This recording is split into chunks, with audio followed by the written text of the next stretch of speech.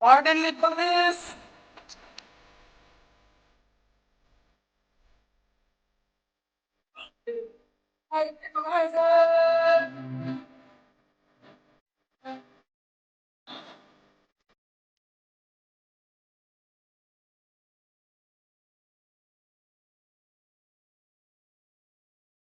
Morning, Tasha, morning, baby!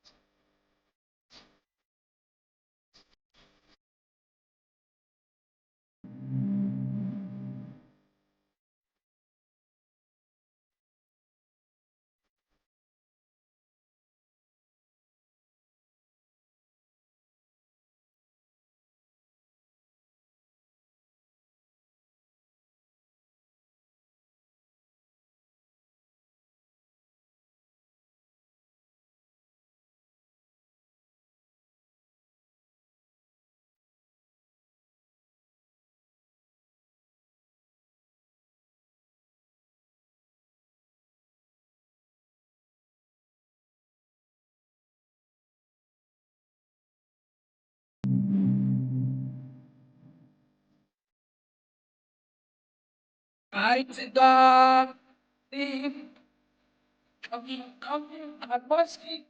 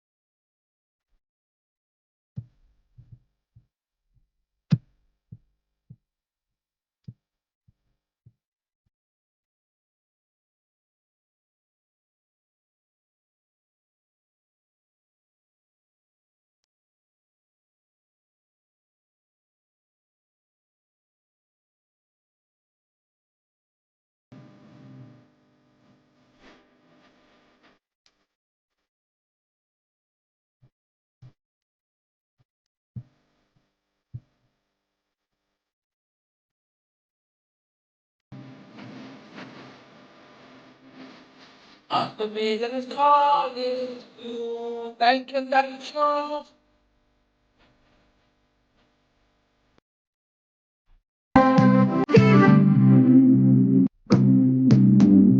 Why am I going to tell me, say?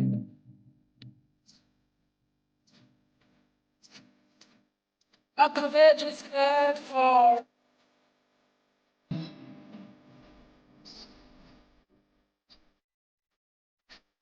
Not the vision is scared. Then give me a shot.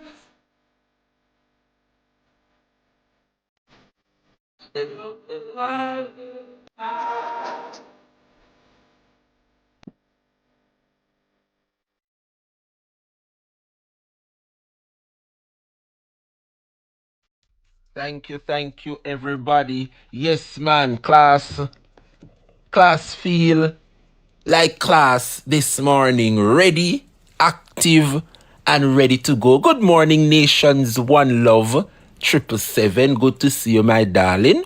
Good morning, Patsy876. Good morning, Sharon Thompson. And good morning, Tisha Lloyd. Everybody who I may have overlooked. You know, the comments I go up so fast I can't call out everybody. But to all the 225 that are here locked in, I say welcome and a very pleasant good morning. If you're just joining, don't forget, today is not the big day. Tomorrow is that special day that I'm looking forward. I see persons messaging me asking, Jaya, today? No, it's the 26th. It's tomorrow, Friday, the last Friday in June, where we will look to raise some funds. You know, we're heading to YouTube. But don't feel like I'm abandoning TikTok. No, I will have the TikTok running concurrently with YouTube. Just that is going to get a little better because the camera will be on me and I will have my nice background and my lighting and all of the good stuff. So class is going to be more entertaining, more energetic. And I am telling you, I am looking forward. Good morning, Fergie. Good morning, Garrett. Good morning, Elaine. Good morning, Red Rose. Good morning, Laura Wheatley. Jamaica, Ticombs, big up yourself. Pacha Gray, good morning. Jamaica, Courtney, Charlene MC. If I follow everybody this morning and call you know, out, me now go start the class, you know. So, I welcome you this morning in Jesus' name. No other greater welcome there is. Only God knows, big up yourself. Only God knows I'm looking for your support tomorrow, you know. Yes, man, tomorrow I'm looking some support. I have a target I need to make and reach. So no care how small it is, tomorrow at 10 o'clock, all road leads right here, so.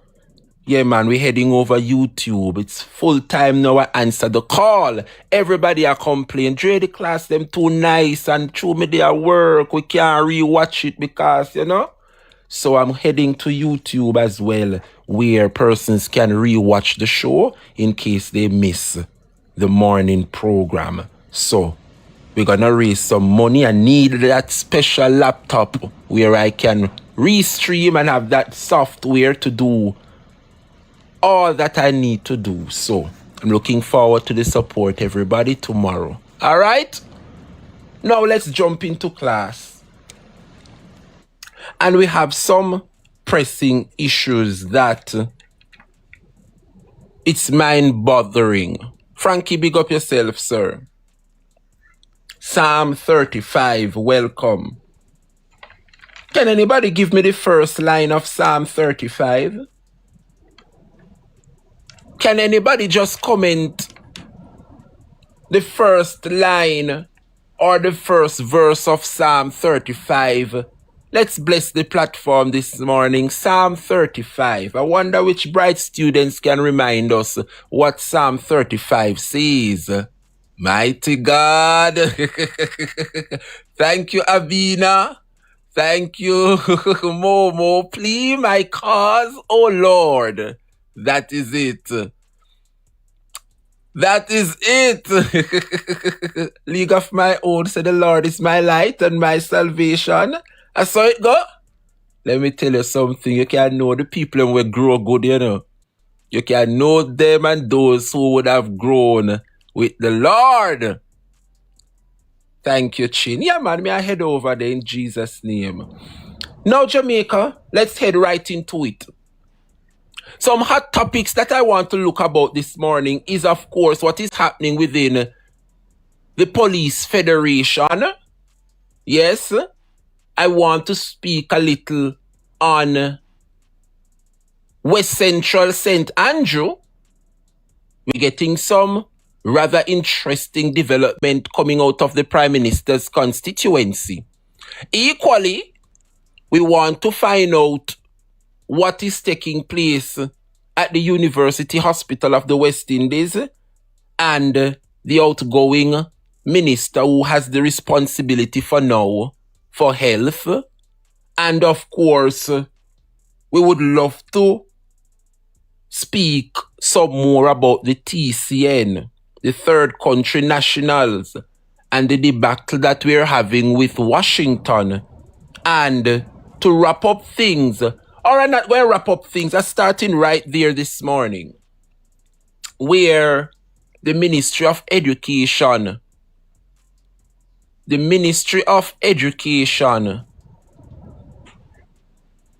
Jesus my rock, how funny. Somebody tell me what me say no, because I don't remember what me say funny. Jesus is my rock, share the joke no. Share the joke, my friend. Jesus my rock. I don't know what me say that was funny. Comment and tell me what me say funny, please. I want sharing the joys. Momo said, Dre, I sent Mary the first set of... What make you think so, Momo? What make you say I sent Mary the first set of them I come hide out? Well, make we see now. The first set of them. Me say, come here and I have the nice gift them. Watch how that pretty. That are not duck, that look like one swan. No, man, that duck, that look good. It look good. Thank you, Kamiana. One thing with Kamina, Kamina left me side. Kami girl, tomorrow me big day, so you know it go, darling. Everybody no care how it go. Save up the $5 and the $10 and the $20 and come support me tomorrow because I own take time bill the platform and I owe it to each and every one. Good morning, my head boy. Good morning, Howard. Big up yourself, sir. Jamaica, I saw the Minister of Education, Dr. Dana Dixon, came out and she made reference to our students who would have done so well at the PEP exam level. And for those older folks, want to call it back in the days common entrance. Not true. And then after the common entrance now, we step up. Watch that. Big up yourself, Howard. Thank you, my head boy.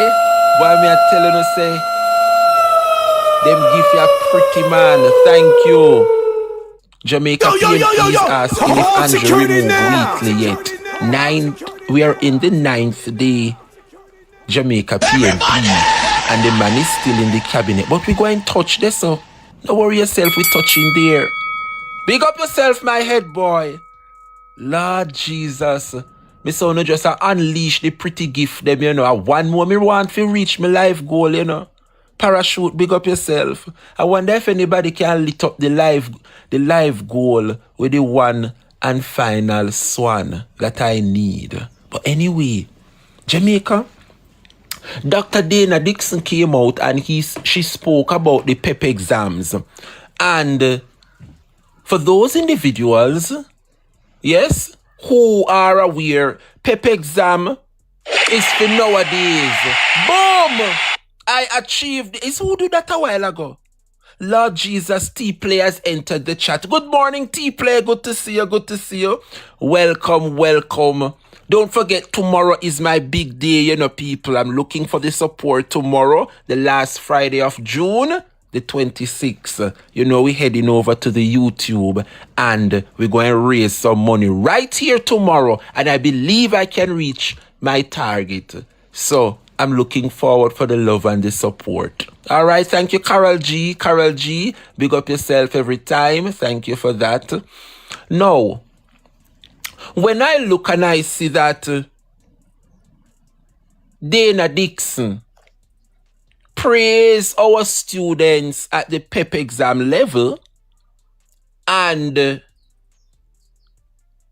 it is so awesome that our students did well despite the hurricane. So the older folks would have accustomed to the common entrance, and then in my era, I would have done the GSAT. Yes, me not so old. But the nowadays children, them are millennials, yeah. It is now what they call the PEP exam. Boy, I may tell you so, the gift them, on a nice with the pretty gift them, man. God bless you, I want God continue to bless you, so that you can continue to bless me. It's a trickle-down effect, you know. That is how it works over here when God is in the midst.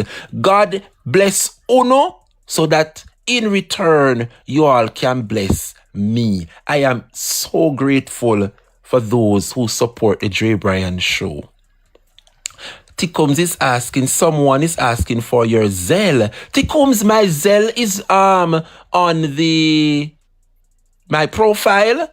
So if you just, when you get the chance, go on my page, the TikTok page, you will see my Zelle, my Cash App, my Scotia. All the details are there ahead of time. So anybody wants to contribute just go on my profile, my TikTok profile, and you will see it right there in my bio.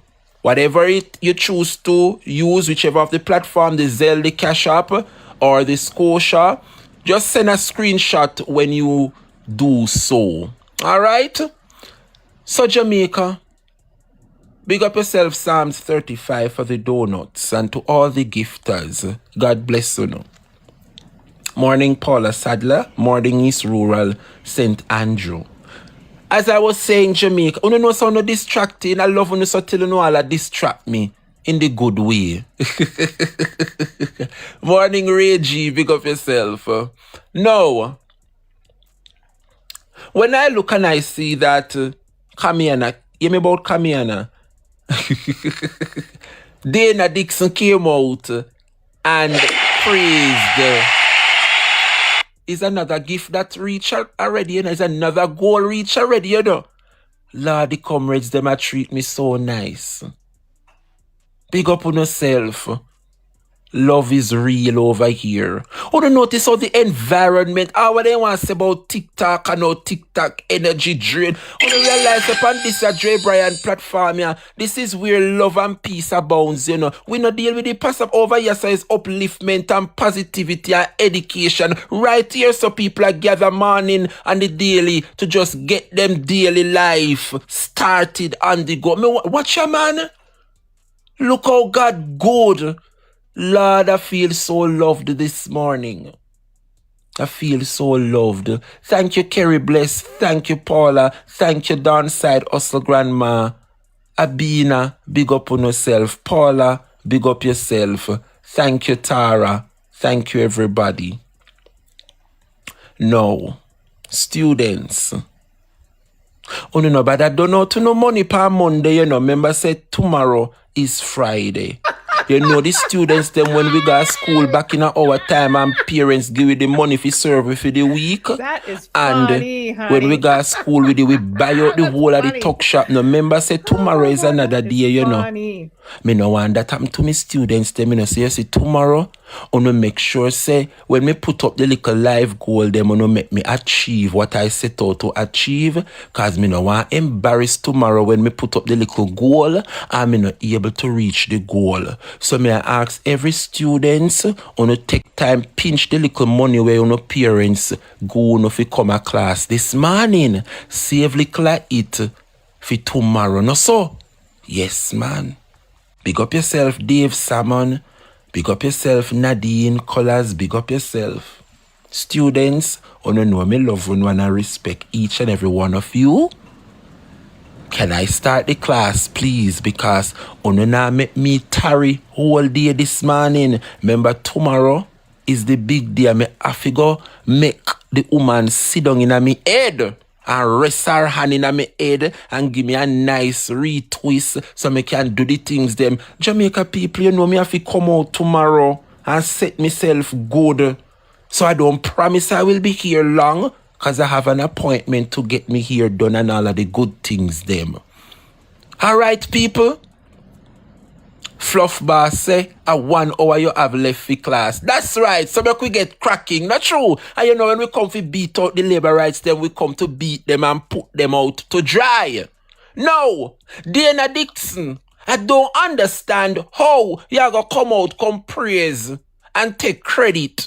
And don't get me wrong, the teachers them have done all that they could despite the limited resources given to them and granted to them. And they would have done so well. I get to understand that the top girl is from St. Elizabeth. St. Elizabeth was destroyed by the hurricane, and yet still our teachers were able to do the unthinkable so that the students could have achieved such.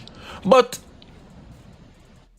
Dana Dixon and the Ministry of Education have failed to come out and tell the people of this country that why the students, the PEP exam students have done so well is because the ministry would have dropped the standards pretty low because they would have taken into consideration the effects of Hurricane Melissa. And don't be surprised if our students do equally well at the CXC level because CXC took into consideration the effects of Hurricane Melissa. So when you see Dana Dixon come out he and needs some step milk. on high horse, oh, we had a 90% placement rate and the students them get to be placed where they wanted to be. They never have no choice because the school them still destroyed under tarpaulin. The students them never have any choice. You don't have to make the students them do so well because the level where the PEP exam used to be, drop the level and make the exam so easy, like certain things. As so the people them go left done, Jamaica, know how the Jamaica Labour Party love to do the PR stunt. Let me tell you something. And any teacher can back up what I'm saying. Let me tell you this. A lot of things that were placed in the students' curriculum to achieve for the year 2025-2026, they were not able to cover those topics because of Hurricane Melissa. And so the PEP exam was narrowed down, made easy this year. And I am equally certain that our result for CXC for this year is going to be equally good because CXC took into consideration the effects of Hurricane Melissa, and so teachers and students were not able to grasp fully the syllabus. So anyway, MAGA it pop off. So they will write these exams based on what the teachers would have able to grasp and passed on to the students. It's not like in a FIMI year and FUNO year, which part we never have any hurricane, so dog nyam fi supper all fi me CXC year. It was a very, very difficult year 2007. Lord Jesus have mercy. Me say when me open up all fi me maths paper, me turn fool. So something which part me say all fi me maths exam, me never see me teacher do. Me said that was a terrible year, you know, people. A terrible, terrible year. Me say me turn fool when me open up fi me maths CXC paper. 2006, 2007. I will never forget. Me get every single CXC except mathematics. Me that fi go come college, fi redo and get the maths. It was a terrible year, the passes. In particular mathematics. Me say when me open up the CXC sitting so. Me say one of the time me look cry, I never forget, you know. Lord Jesus, me now call out your name. Big up yourself, Owen. That's all me say when me look cross from me, I see Owen. I want a ratted letter, me see Owen I write to CXC. Me mother no have it. Me no this and me no that. I'm asking you please to make me pass. Me say that was a year 2006, 2007. What Pitney write letter to CXC. Remember right there, if you write the exam, you know, and do the exam and Pitney they write some letter to CXC. They never have no choice because it was such a difficult year. But when I look today and I see that the PEP exams and CXC exams were made easy, we welcome it, yes. But when the minister is going to come out and claim how well the students did, context matters.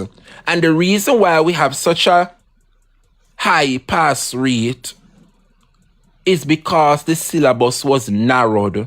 So a lot of the topics that students were set out to achieve, they didn't get to cover it because of the hurricane. So you know other nations, for them Pitney, would have a different knowledge on particulars because we never get to cover those topics in our syllabus. But that is for another day. So let me just say to the minister, Dana Morris Dixon, while we welcome the passes, context equally matters, Jamaica. That the reason why we had so much pass rates for the PEP exams, and look out for Dana Dixon to come out and equally share the joys of CXC results. And she's not going to tell the country that the high pass rate is as a result of the standards that were dropped so as to facilitate the Jamaican students, because you know we're still recovering from Hurricane Melissa. So context matters, Jamaica, and I love when persons speak the truth. And when it comes on to the Jamaica Labour Party, they have a very strange issue when it comes on to speaking the truth. Now, Jamaica, speaking about truth. Yesterday, I was made aware that, first of all, is there any police officers joining the live? May have some whole heap of policeman and woman will follow me, you know. Because some of them not tap message me say, Dre, boy, are you a talk up the things them, because if we ever open up we mouth, then demote we and we can get the promotion, you know. So guess what? Me I go tell you what they go on in the JCF, so you can talk about it and bring awareness, because if they do speak out, we see what happened to Mr. Cameron and we see what happened to Mr. Rowan James. So from the 17th of June, Favour should have addressed the police officers. 17th of June, you know, she said she going to have a sit down with the police officers them. Up to now, Favour not have a sit down with the officers. What she did is to send the Police Federation a release stating that police officers, they are going to get a raise of pay. And I don't want to tell any lie on the Minister of Finance and the Public Service. So let me just read what was sent to me, because students, I am getting into the frame of mind, especially when me go up on YouTube, because you know the lawsuit them, or then they pan edge if you send your lawsuit. No, go send me no lawsuit, because I have put it in the back of my brain. No report pan matters where you not have no proof. You understand? And me only I go talk about the matters them that is already out there. What me couldn't think them can come for me all now? Only think me I go up on no conspiracy theory and jeopardize nobody and drag them out. No, I'm not going to do that. I am going to take what is already out there and me I go take it and put it in my own words so that you can understand. Yeah? So when I look at the message from the Jamaica Police Federation, Wednesday the 24th of June, they know yesterday that, and it entitled Salary Negotiation for 2025 to 2027 and first offer from the government of Jamaica. And it reads thus: the Jamaica Police Federation has just received its quote-unquote first offer on wages and fringe benefits for the period 2025 to 2027 from the Ministry of Finance and the Public Service, and is extremely concerned with its contents. Listen now.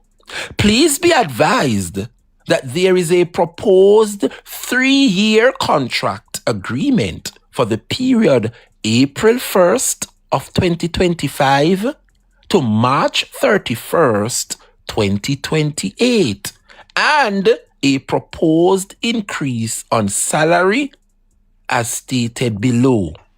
In year 1, the police is expected to get 2%.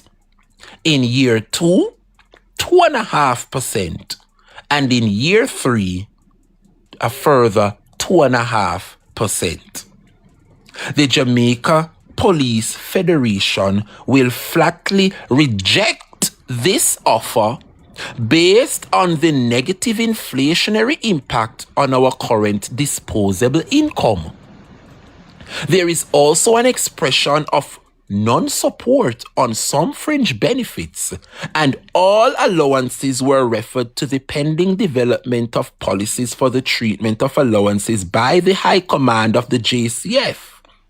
The Central Committee and consultants are currently pursuing and analyzing the first offer with a view of making a counter offer in the coming week. Subsequent updates will follow. Jamaica, me now read no dopey story, you know, see it here. I am reading the email. So me no want nobody come for me and see a lie me a tell. What time it is now? Not 7 minutes after 11. Thursday the 20th. See it there? I am reading it verbatim before Uno. So me no want nobody say over here a dopey story we are talk about and conspiracy theory. See the proof. I can't wait for go up on me YouTube for beat out to no blouse and skirt, you know. Cause for me face, I feel right next to the evidence them, you know. Can you imagine when me over YouTube and me a bust up the things them? And me a rub out the Labour Party and you see the evidence. Watch me on YouTube. TikTok now do me no justice, you know. I want when me get the proof them, me can display them. Jamaica people, I am looking forward to my YouTube moment. I'm dead. No, Jamaica. Best regards, I beg your pardon, Lloyd Duncan, Sergeant, General Secretary, and Acting Chairman for the Jamaica Police Force. Come here now, Faval. And I want the cabinet to take note. And money are money, you know, I don't care how much it is. Money is money. And the 2.5% increase for then give the poor policemen and women. Come here, police officers. The 2.5% increase where Faval proposed to the policemen and women, the hard-working men and women of the JCF. Because one thing, you know, when we are come beat them for the atrocities where them are doing, you know, we do them bad. But sometime we have to ease off at the gas pedal a little bit. And this is one of the moments when me I put up the JCF in a, put them on a pedestal. Remember that the government come out and praise, you know. Remember the government come out and say one of the best things since sliced bread. Record number of murder down since 30 odd years. Never have we been seeing this yet. So me want to ask the Jamaica Constabulary Force, if over 30 years you have never achieved them results here, you really are going to sit down and take the 2.5 salary increase from Faval when Faval herself make it possible to get 300% increase? No, me want to ask the hard men and women within the Jamaica Constabulary Force. Let me see if me can do the maths, because me reach out to my mathematicians them. Cause remember me tell us a few some of we, God bless the day when they say you can get the job if you have accounts or if you have any mathematical subject, you know, because you know the maths is a problem to many. So me reach out to the mathematicians them when me know. And they further break it down to me. Come here, police officers. Are you aware that the salary increase that Faval Williams and the Jamaica Labour Party has proposed? Because you know when they come with the cock and bull story, oh, percent this and percent that, people don't really understand how to calculate it and see how much them pay are going to raise by. So, we would have done the hard work and we would have figured the math. Police officers, you see the salary increase where Faval propose to you? Are you aware that the 2.5% where them are proposed to go no? Yeah? Is $3,260. Policemen and police women, are you aware that the Jamaica Labour Party is going to put on $3,260 for the salary? Yeah? In the first year. In addition, that means for the 3-year contract that they would have bind the Jamaica Constabulary Force, you all will have to, yeah? Police will have to work 3 years. to get $9,000 on their salary. Yeah? Are you aware, Jamaica, that Pernell Charles this week put on the $1,000 per minimum wage? I want to do the maths, and you know one thing, when me I do my thing, you know, me I go create what me need to create so that my students can learn and understand. Let us do the maths now, Jamaica. If Pernell Charles and the Jamaica Labour Party is going to put on $1,000 more per the minimum wage, yeah, to minimum wage earners, $1,000 a week, you know. So now I get $17,000 now a week time.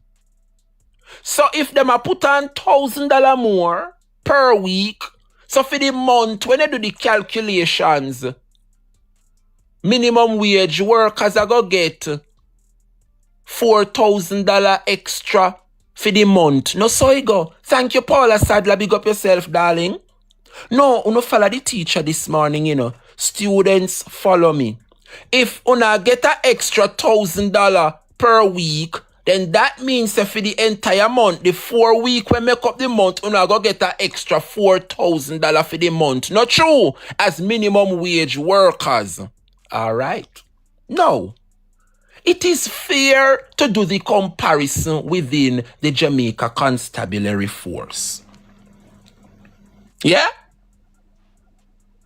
So if the minimum wage workers per week will be getting $1,000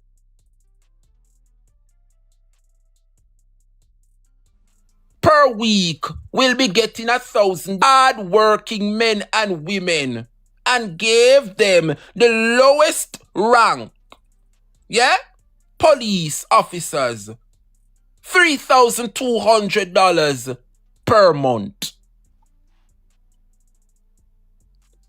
Now, do the maths, Jamaica. The 2.5%,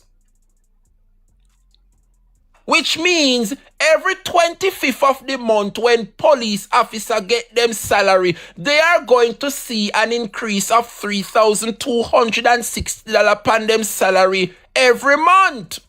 But when you look at the comparison to minimum wage workers will be getting $1,000 every week, which equates to $4,000 for the month for the minimum wage workers. So when you do the maths, Jamaica, our minimum wage workers would have gotten more per month than the hard-working men and women within the Jamaica Constabulary Force. These people within the Ministry of Finance and the Public Service, they have lost every... I don't know where they come from, I don't know where they get the work, I don't know where they come by the work. Who the hell is advising them and those at the Ministry of Finance and the Public Service? Because the dumb and the blind could have say, how on God's earth a policeman should be getting less than a minimum wage worker? Them and those who choose to work at the call center, if you want to work in a Mr. Chin shop, if you want to work as a security officer, how do you settle at this salary negotiation where who the worker is? And don't get me wrong, nothing is wrong with working for Mr. Chin. Nothing is wrong in working at the call centers. Yeah? Nothing is wrong in working as a security guard. But it is equally important to put the context together, Jamaica. And we have some ignorant men and women who do not like when people expose the truth so that persons can understand the realities of what is happening in this country. But as long as I am here, my aim and determination is to educate the Jamaican people. Some of you may like it and some don't, but I give thanks for those who actually appreciate my presence in this space. Now get used to it, labor rights. How on God's earth the police officers who are out there on the battlefield, risking them life. If you don't notice, say no rich people pitney no join the Jamaica Constabulary Force, or poor people pitney join it, you know. And when you look how the Jamaica Labour Party can come out and take claim, say how the policemen and women are doing so well for the past 30 years at the first Jamaica crime rate ever, they're so low. That mean, according to them, the JCF continues to outperform and they're doing very well. So how the hell an entity and an institution that is doing so well, the government continue, to pay them below par? Help me make it make sense. How Favour find it difficult to pay the hardworking men and women in the JCF so that she can only afford to pay them 2.5%. 2.5% Jamaica, but she shut fear eye and give go-ahead to raise politicians' salary by 300%. Where the policemen and women there this morning fi open up the yai wall and see what going in a den country. And when you're not done, and uno policemen and women and soldier, sit down and preside over ballot box for them so that they can go into power and a sudden treat uno. Me want to ask the policeman and police woman, that is the reason why you see the police force I try corrupt the JCF, you know, and put their friend and then colleagues in some top rank position because them are labor rights. Enough of them are ball out in Jamaica. A lot of the police are balling out. But I want to ask the police officers them, stop, think about yourself and think about the federation on a whole. You don't notice how the Jamaica Teachers Association united? You don't notice how the teachers them can come together and have a successful, conference when them put it on, and how effective it can be? What make the police them so fool? You know some have some real idiot in the Jamaica Constabulary Force?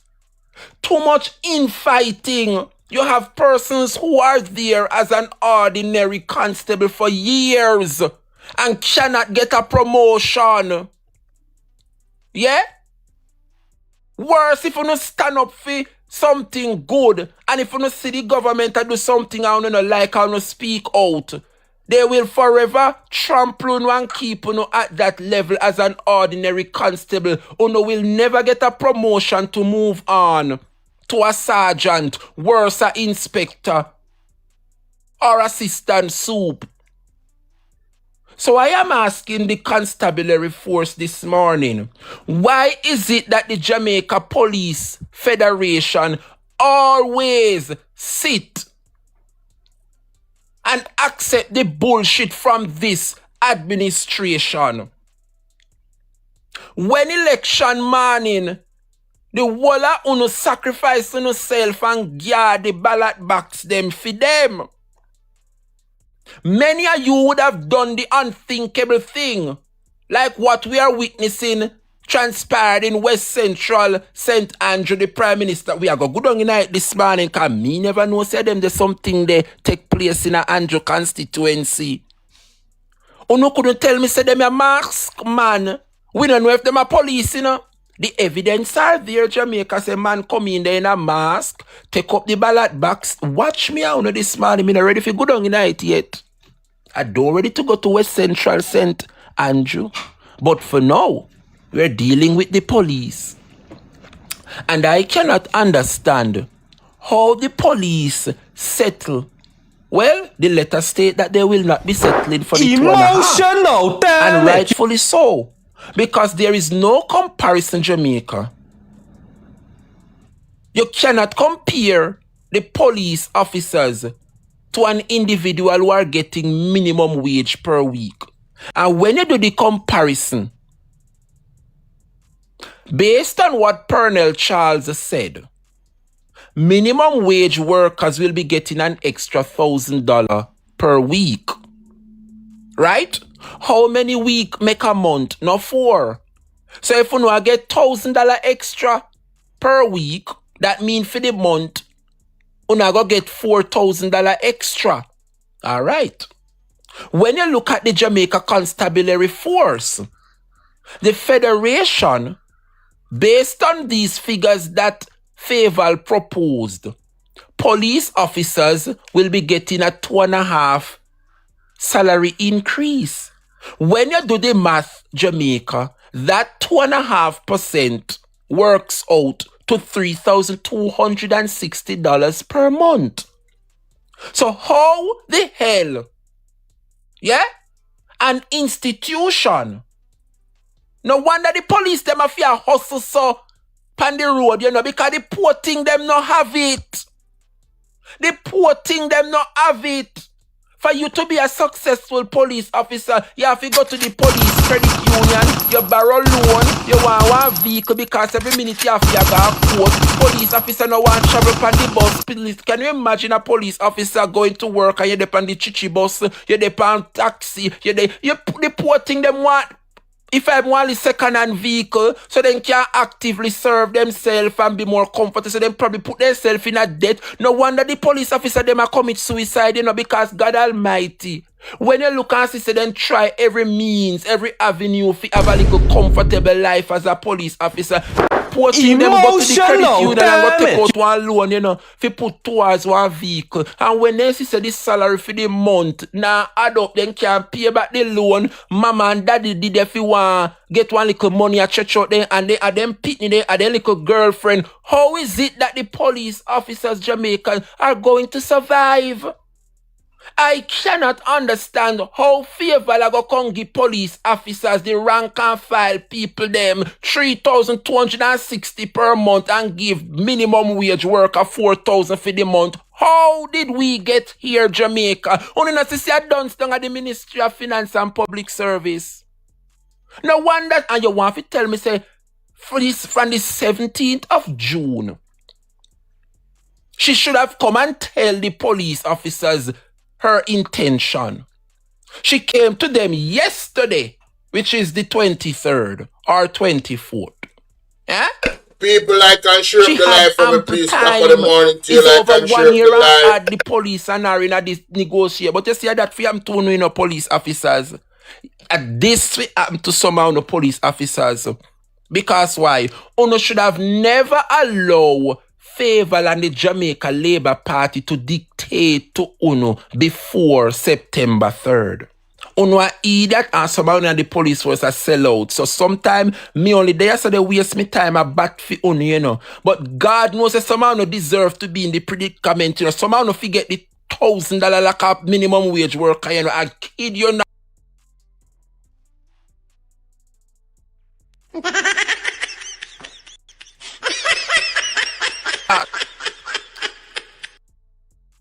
The police force, long before the general election, was in a negotiation with Faval. Yeah? And if the politicians could have found it necessary to raise for them money, remember say after September 3rd, Andrew Holness come out, come say,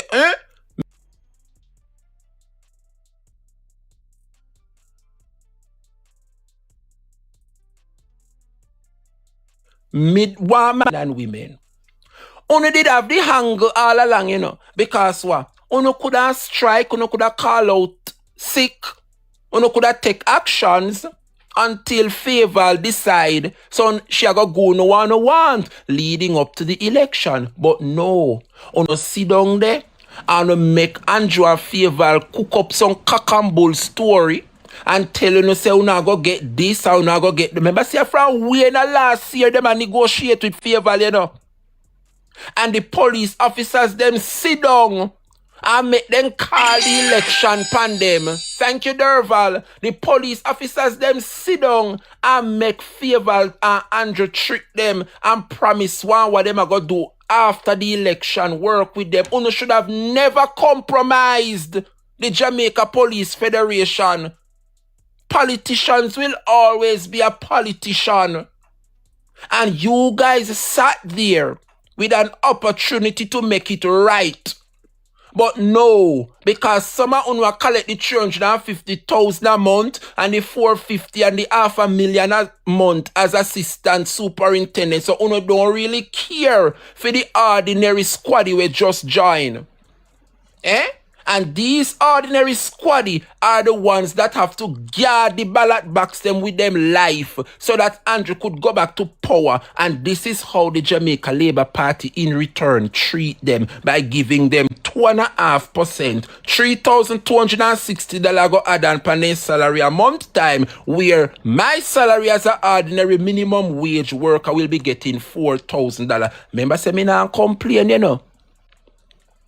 Me not complain, but context matters. And who not go like me, I just saw it go for speaking the truth. How is it that you are going to give a minimum wage worker more money than an average police officer? There is no comparison to somebody working for Mr. Chin and the hard-working men and women in the police force. Who the hell come to Fayetteville and advise her to give the police officers 2.5%? Do the maths. 2.5% for the month police officers is $3,260. And that you know I go get for the month extra pound of salary. And when you look, $1,000 extra add on per minimum wage, $1,000 a week. 4 weeks make a month, so that means say a minimum wage worker go on with 4,000 extra for the month, while a police officer is going home with 3,260 per month. Ina add up. Explain it to me, please. Something is not right. Eh? Everton Jarretta say me fi go find work do. Sir, I don't want to answer you this morning respectfully. Alright? But I will forever be a voice to the voiceless, because if the police officers them come out, come speak, them a go further demote them, and if them campaign for Andrew, they cannot get that promotion. It is sad, and when you hear people say the police force is corrupt, this is what we are talking about. What they do is to align individuals into some position that align themselves with the government, and if you are not doing the work for the government of the day, you will never get that promotion. I know of an individual who has been working in South Trelawney for almost 40 odd years. The man passed away, yeah?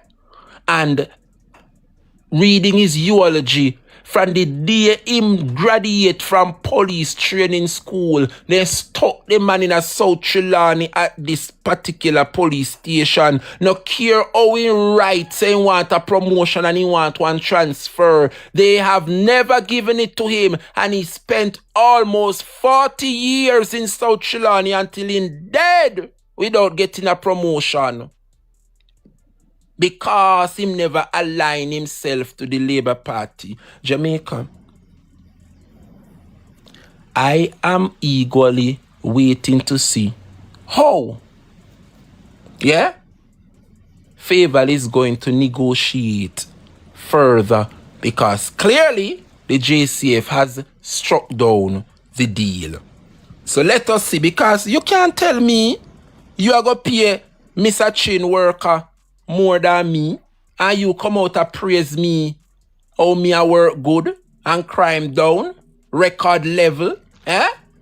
Never have we seen these results in 30 odd years. Oh no, out of order.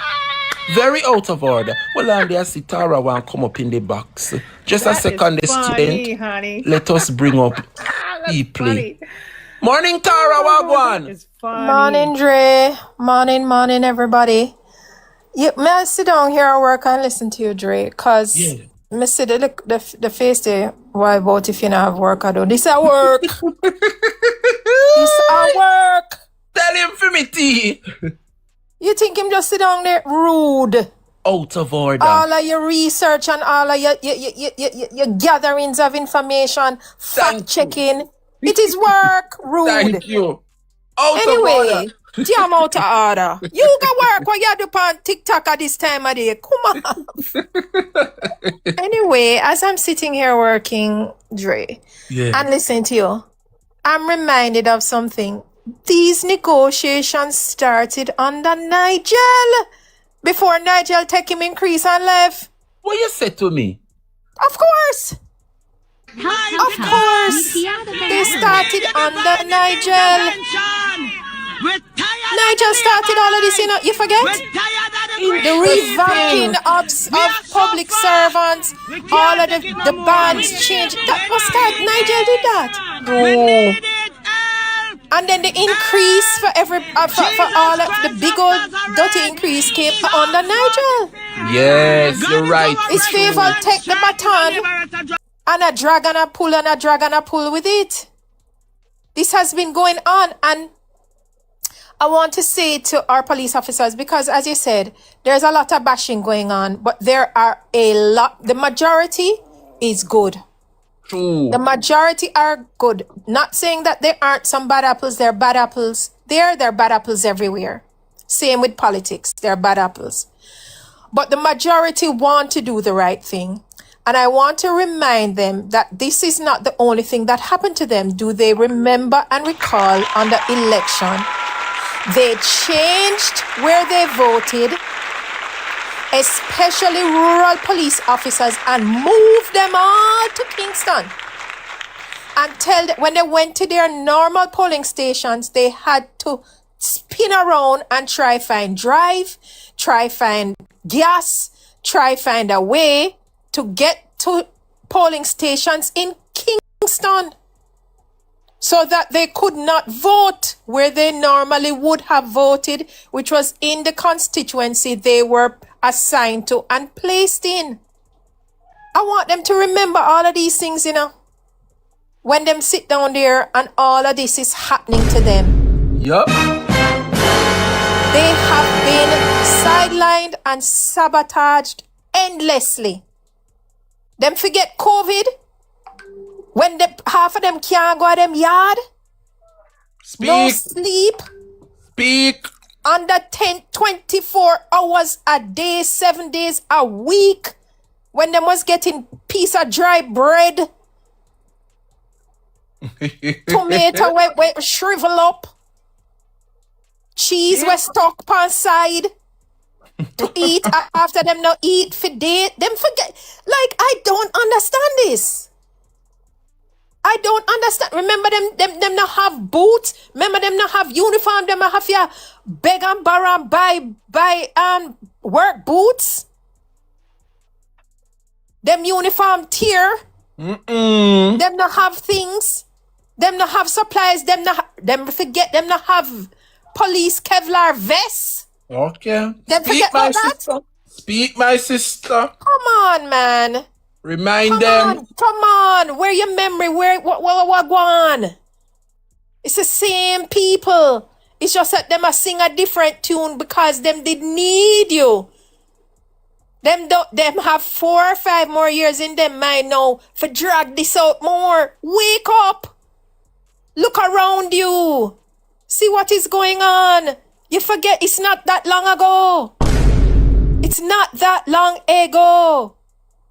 You can't move nowhere. You can't get promotion. You watch people come in who now have one dege week. Experience. Much less year, much less month of experience and gone skyrocket past you. Thank you. Skyrocket. Thank you. Because why, friend and company, while you sit there doing all of the hard work with little to no resources. Come on, man. Wake up. Wake up. Realize what's going on around you. It just hurt my heart, man. It does. It hurt my heart because they go out there, you know, and them try, and a lot of it is frustration as well on their part. And unfortunately, it's being taken out on the people instead of the system that is doing it to you. True. All right, take me out of the box. True. Thank you, Tara. Always riveting. May I tell you. But anyway, Jamaica, you see how Tara can lay it out? We don't need to say nothing more. I don't need to say any more.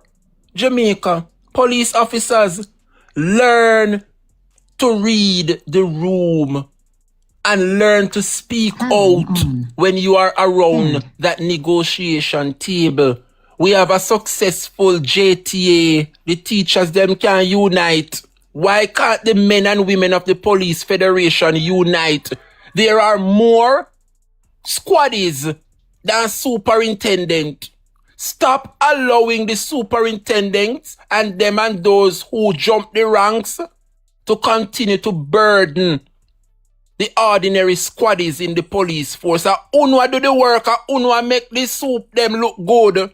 So I'm asking the ordinary men and women and the squaddie them who just join the police force, open your eyes and work together as a police federation. It is unacceptable. Look and see if you see superintendent or no brown police in a khaki suit, a guard, no ballot box. Unu na see unu kete we just go in the force, a risk no life, and I do the things them for the politician and election. Learn to read what is happening.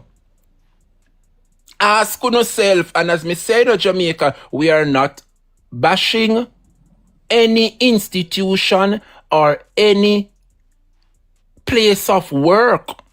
Big up we call center workers. Big up yourself, Laurie. Big up we Mr. Chin workers, and big up to our security guards. But context matters. And when you read the email and you do the comparison, I don't think it is fair, for minimum wage workers to be getting more than the police officers. And one have to further put things into context and ask yourself, could this be one of the reasons why our men and women are taking their own lives in the police force? The system that the Labour Party has created for them makes it difficult for them to survive. Many who would have started out in the JCF are no longer in the police force today because they just don't see it and make any sense. Gone were the days when the police force was seen as an institution to join where you can look up to. It is terrible, Georgia. And I am here this morning to join and connect the dots and make you know say it now add up and it now make no sense. 2.5% per month is $3,260 extra added to police officers' salary. When you look at the minimum wage workers, according to Pernell Charles, $1,000 extra will be added to the minimum wage. If you get $1,000 extra every week, 4 weeks make a month. So the ordinary Mr. Chin worker will be getting an extra $4,000 per month. But when you look at the police officers, they are getting $3,260, a little less. How is it possible? How did Fayetteville arrive at this conclusion? Come on, police officers. Come on. Wake up. And with all of the good things that them claim so no I do, it worth it too, no? It worth it too, no? Look and see if the Jamaica Constabulary Force has not become a pyramid scheme. The pyramid is like a triangle, where the base of the triangle is so broad. The base of the triangle represents the average squaddy them we join. We are kill out to yourself. And who not do one thing in the JCF, the superintendent them, and those assistant commissioners up there, way up on the pyramid, up on the triangle tip.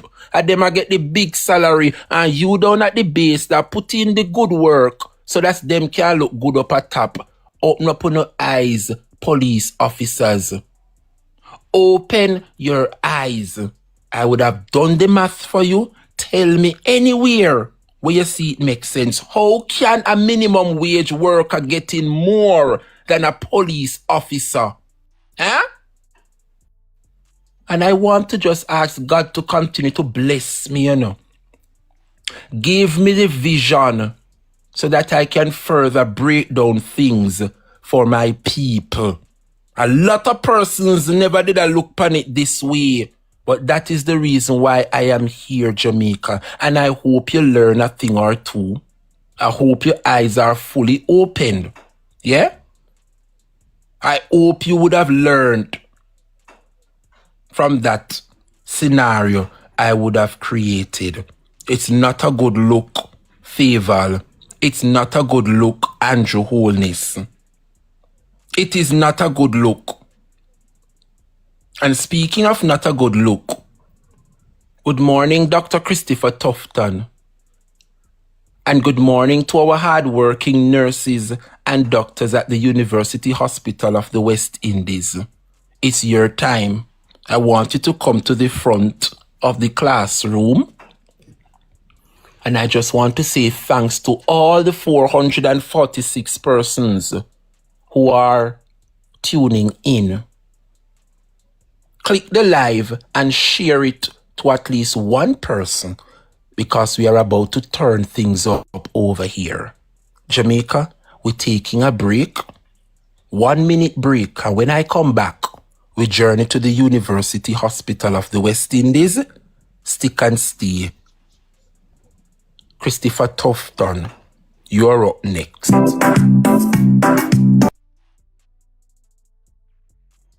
Yes, my side. Like and share up the live for me now. Like and share up the live for me. Share the live with at least 10 people, alright? Right now. Share it by your WhatsApp status. Share it, share it, share it. Remember, say, Dre is gonna be on YouTube, ladies and gentlemen. He's doing a, what do you call that something there? He might do a show tomorrow upon in TikTok. It's gonna be short. We might try to raise some funds for purchase a what you call it now? A laptop. You understand? And that's why I've been doing this for a little while now. Come and say, why join the on YouTube? Team YouTube page, ladies and gentlemen. It's the same symbol, the JAMAICA show. JAMAICA at JAMAICA. When you type in it, you're good. Subscribe to him page, ladies and gentlemen. So that's why I did this. I was like, man, this man I do some show and I do some breakdowns. And, you know, TikTok don't record them in full for you repost them, you know. So you have to do it on YouTube. And from the same show them, I start screen recording, show them. When you guys remember Right Mango, when Right Mango was in the space when I catch her, I did the same. You know what I mean? Because of the wealth and the history and the knowledge. So, yes. And from the other day, I've been getting up on time. Thank God for catch. When am I going to start? When am I going to do him live? And we've been streaming on BOLO TBV. I haven't been live on BOLO BNR 2.0 for about more than 24 hours. So, I say I'm coming live right now on BOLO BNR 2.0. Remember, the super chat is available, ladies and gentlemen, and the cash app is available, alright? Can you imagine what the police them do? What a thing. Police on the field, man. The man them trick on the man. If you know better though, when it comes out to negotiation, you see when an election year come near to election, one have to squeeze. One can get out of the government. Hardball. Because they want to know vote, you know. Same thing with the Jamaican people, them. Anybody, well, it kind of different for one still. Well, the nurse, them, you know, different. The teacher, them. No teacher, no nurse, no doctor did to vote for Andrew Holness government. No police never did to vote for Andrew Holness government. They don't mean themselves no well, they don't mean them pitney no well, and they don't mean their neighbor no well. These people have a, what you call it now, a pattern about them, ladies and gentlemen. And you guys are acting like you don't see the pattern. As soon as them going up power, you know, them pastor change, you know. You see when they need your vote, them are beg and them are go on and them are, oh, you know, come down on their knees and them give you money who want money, and I saw them go to work. You see when them get the win, them done with know. Me say this man Mackenzie make a pit toilet in our place Jamaica have so much to talk about, but when DREBRIAN done, me I go do my segment. Wanna enjoy the show. Mighty God.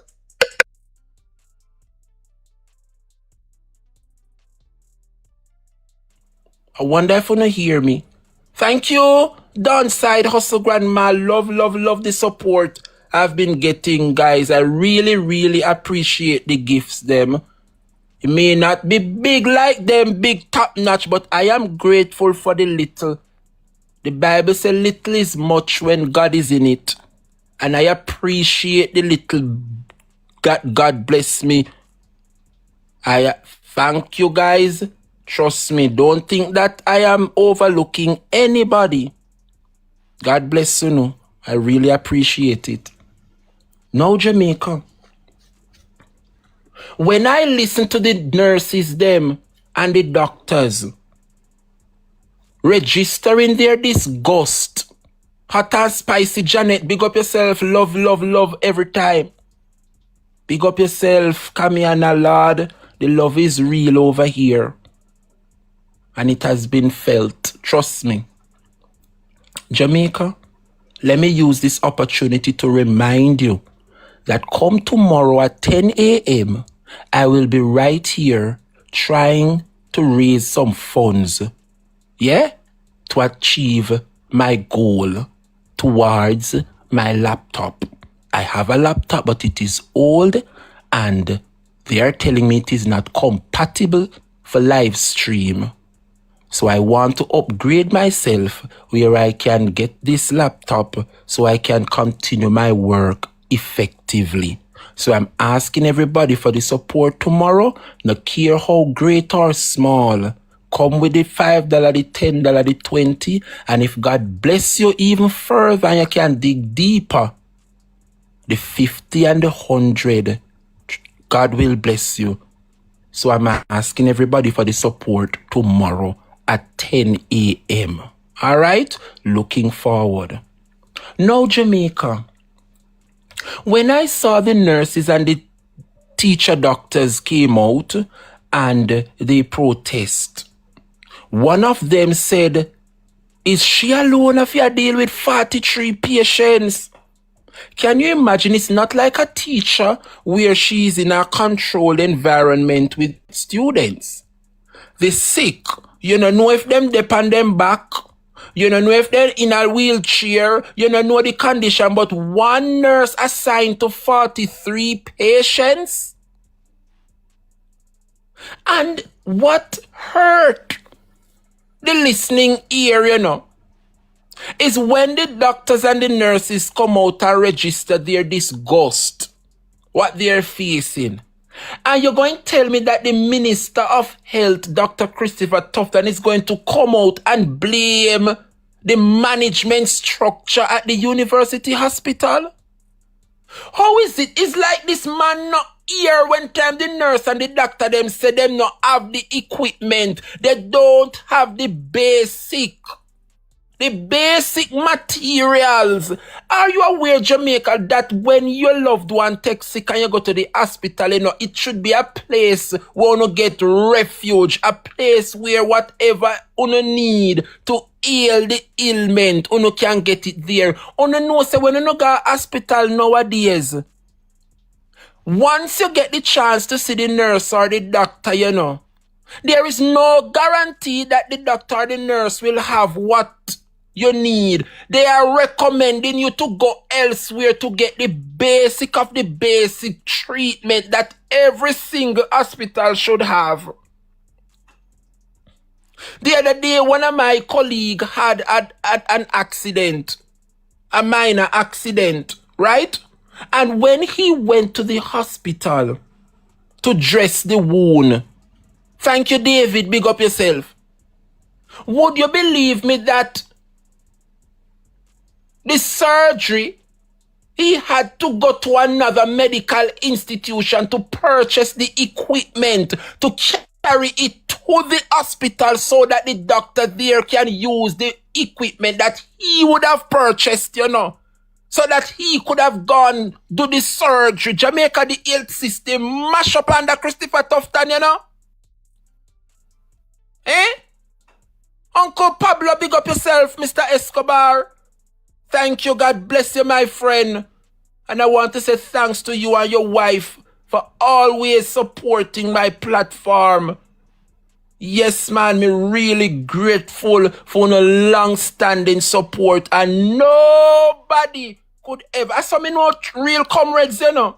A real comrade will have disagreement, yeah, and we might upset for a moment or two, but a real comrade will never ever malice another comrade, yeah. No care what they go and put aside, whatever difference for the greater good. And I can tell you, yeah, that the Escobars are real, genuine, authentic comrades. Me not ask you, no, me I tell you that. I'm saying extra, you see, because he know the little Spanish. Watch him at show up with this morning. But if I tell you what I want to tell you in a Spanish, you lift up. If me tell you the only thing when me learn in a Spanish, you laugh until you're weak. But anyway, students, Dr. Christopher Tufton, yeah? Instead, the man come out and address the needs of the hospital. The man go come out, concuss the management structure at the university hospital. It's like Christopher Tufton not here when the nurse tell him, say, yeah? They don't have the resources. So if you come there and you want your foot dress, or if your foot broke, not even crutch. No, up there, you know, at least, you know, so you could have at least rent one crutch. Emotional, damn it. Go back home. The basic resources are not available at these hospitals. And every single day, Christopher Tufton come out and deflect. Eh? He comes out and deflect, and the man go come out. Remember them a protest, you know. And instead, Christopher Tufton go up there and listen and try to put the mechanism in place. He is going to lay the blame squarely at the feet of the management at the university hospital. But let me ask you, Christopher Tufton, yeah? Whether the hospital them are private institution, every single hospital falls under the Ministry of Health. They are registered under your watch. So whether Miss Mary or Dr. So-and-so and go open up their own practice, every one of them have to be regulated and come under the Ministry of Health. And it pains my heart when you see these institutions comes out and I speak out and the minister is going, oh, it's a private institution. Stop the bull and the capping. Stop the capping. Simone, go on. Stop the bull and the capping. It is unacceptable, Jamaica, that this man continue to put the hospitals them in the best light possible, and God knows our nurses and doctors are trying their utmost best. But if you listen to the interview, the nurses are saying that they on a daily basis they are given basket to carry water. They are overburdened. The accident and emergency, the space is so crammed. Huh? And yet still, whenever you come there with your accident and your emergency, then can't turn your way. Why is it that Dr. Christopher Tufton cannot have a genuine heart-to-heart address to the nation? Jamaica, we are in a crisis. At no time at all have we seen our young men and women and our citizens getting ill. It is becoming an epidemic. It is getting out of control. Our population today is getting more ill. And that is the reason why the hospitals are overburdened.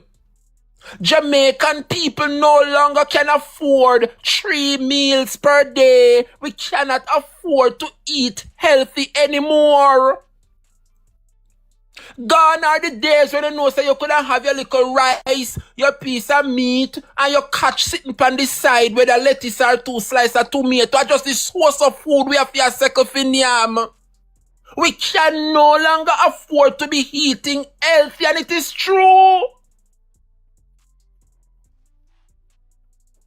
This is the reason why so many hospitals are overburdened, because the poor population can no longer afford to eat healthy. So their health has been compromised.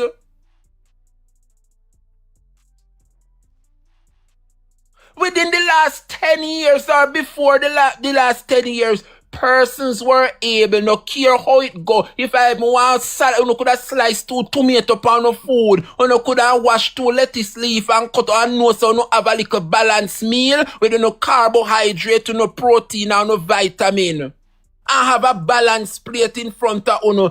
Today, dear, under this Andrew Holness-led administration, people can only afford to eat the source of food, the rice and the chicken. We can't afford to balance it off with some sliced tomato or lettuce or cucumber.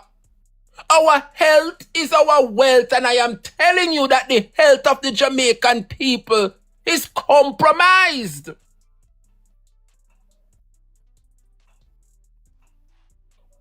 But when you look and see how Christopher Tufton set out the Ministry of Health, yeah? These people benefit more on the passing of your loved one than making the population more healthy. You look and see when you go to the hospital and the worst happen when your loved one passed away. Look and see the care and dignity that the porter do to your body. Wrap you up nicely, tie your hand on your chest, and wrap you down in a white sheet, and band you down and put you on a stretcher, and then put you where you're supposed to go when you're dead. Yeah? It is a business that the Ministry of Health is running. They are making more money from burying their loved ones than making your loved one recover from an illness. It is sad. In today's world, in the Jamaica that I live, are you aware, Jamaica, that Jamaicans nowadays, yeah, gone are the days when you could afford to have your breakfast, lunch, and dinner. I am telling you, Jamaica, that you have families out there where we get up and eat no breakfast and put on 1 rotted mid packed in the midday and eat 1 time. And that's it. There are families out there where we get up, yeah, and do them little breakfast, and when they go work, they not eat nothing for the God Almighty day until them come home, come eat their little dinner. Jamaicans can no longer afford the basic breakfast, lunch, and dinner under this Labour Party. Huh? Powering on. And it might sound away, but it is the absolute truth. And I tell you, Jamaica, when it comes on to the 2 parties, the PNP and the JLP, both have their shortcomings. But when it comes on to the Jamaica Labour Party, yeah, the Jamaica Labour Party has totally eradicated the middle class. Under the Jamaica Labour Party, it is either you're rich or you're poor. And when you're done, you want to come tell me. So you want to compare the Labour Party with the PNP? Let me tell you the difference between the PNP and the JLP. Under the People's National Party, the People's National Party, yeah, will create the opportunity, yeah, for the middle class to survive. And the middle class means say you're not poor and you're not rich. But you're in between where you have your little job, you can pay your bills them a month time, and you can survive. You know, they are the bottom of the bottomless.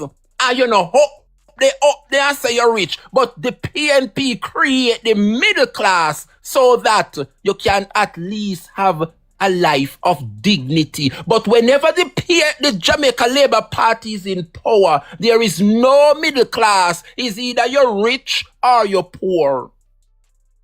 And when you're done, people want to come compare PNP with JLP. Huh? Can you imagine?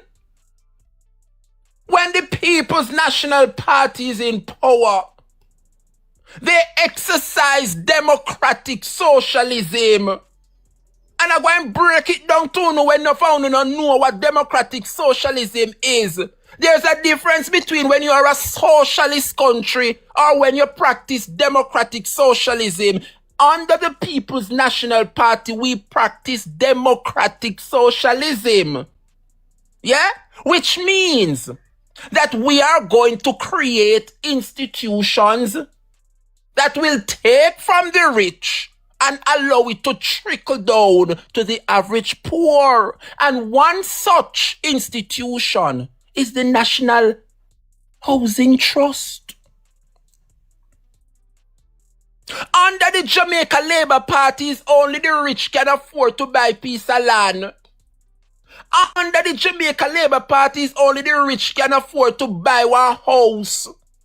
But the People's National Party, will create the middle class by putting in institutions such as the NHT so that you, the poor man, when you work and you look on your salary and your pay slip, you know, see NHT a draw out of your money, no care how small it is, it'll come out of your salary. It is the PNP that put in place the NHT so that the poor man can go to the NHT and say, boss, at 10 years, me I work at a hotel for you know. And me a pay me NHT. While go on, me want a loan, me see piece of land and me want go pay down pan it. And me see one house and me feel like me can afford to pay me mortgage. Tell me draw down. And me want me draw down to go put down pan the piece of land here or go put down pan the house where me see, where me like. It is the PNP that put NHT in place. Yeah? So that the poor man can have a house and not only the rich. And that is the reason why I will forever support the People's National Party. You must wake up, Jamaica people. Under the Labour Party is either you're rich or you're poor. But the People's National Party will create that middle class survival. Where you're not poor, you know, but at the same time you're not rich. It pains my heart today, Jamaica, where I see Jamaicans sit and allow the Jamaica Labour Party to put a wool over their eyes. And you notice how the nation is quiet? Because they are embarrassed. Yeah? Jamaicans today are embarrassed. They are ashamed of the mistake that they would have made September 3rd. So the country is quiet. And I see a boy or a girl would want to come out, come protest and do the things and ball out, you know. But them shame. Because if they do, persons are going to say, this is what they would have voted for. But we all were warned. The opposition, despite in minority, they came with some wonderful strategy and some wonderful plans to take Jamaica forward, and they choose otherwise. So I say to the people of this country this morning, 5 minutes after 12 noon, let us pray to Almighty God that this third term run off quickly. Because let me tell you something, Jamaica, I don't know about you, but I don't see the Andrew Holness administration doing no full term, No, man, things are going to be so dire in this country that I am only seeing Andrew only surviving a 3-year, 3.5 possible. And I'm going to tell you why. Jamaica, there is so much happening in the country of my birth today, where the constituency that the Prime Minister controls for now, West Central St. Andrew. Yesterday, something major happened within our courts, where the People's National Party candidate, Mr. Paul Buchanan, have rose to prominence once again. And this time, Jamaica, it is eye-opening. It is quite eye-opening. Some things that we were made aware of that transpired in West Central St. Andrew, the constituency of the Prime Minister. I was in total disbelief. And I say to myself, no wonder why they are fighting against Mr. Paul Buchanan. Because it is clear that this man has a case. And let me tell you something, Jamaica. Every single man and woman has the right to defend themselves. If ever injustices meted out against them, every man and woman must be granted the opportunity, to defend themselves in the court of law. And in this case, Jamaica, Paul Buchanan, the PNP representative for West Central St. Andrew, once again has raised the bar in our politics. Jamaica, I was made aware, that masked men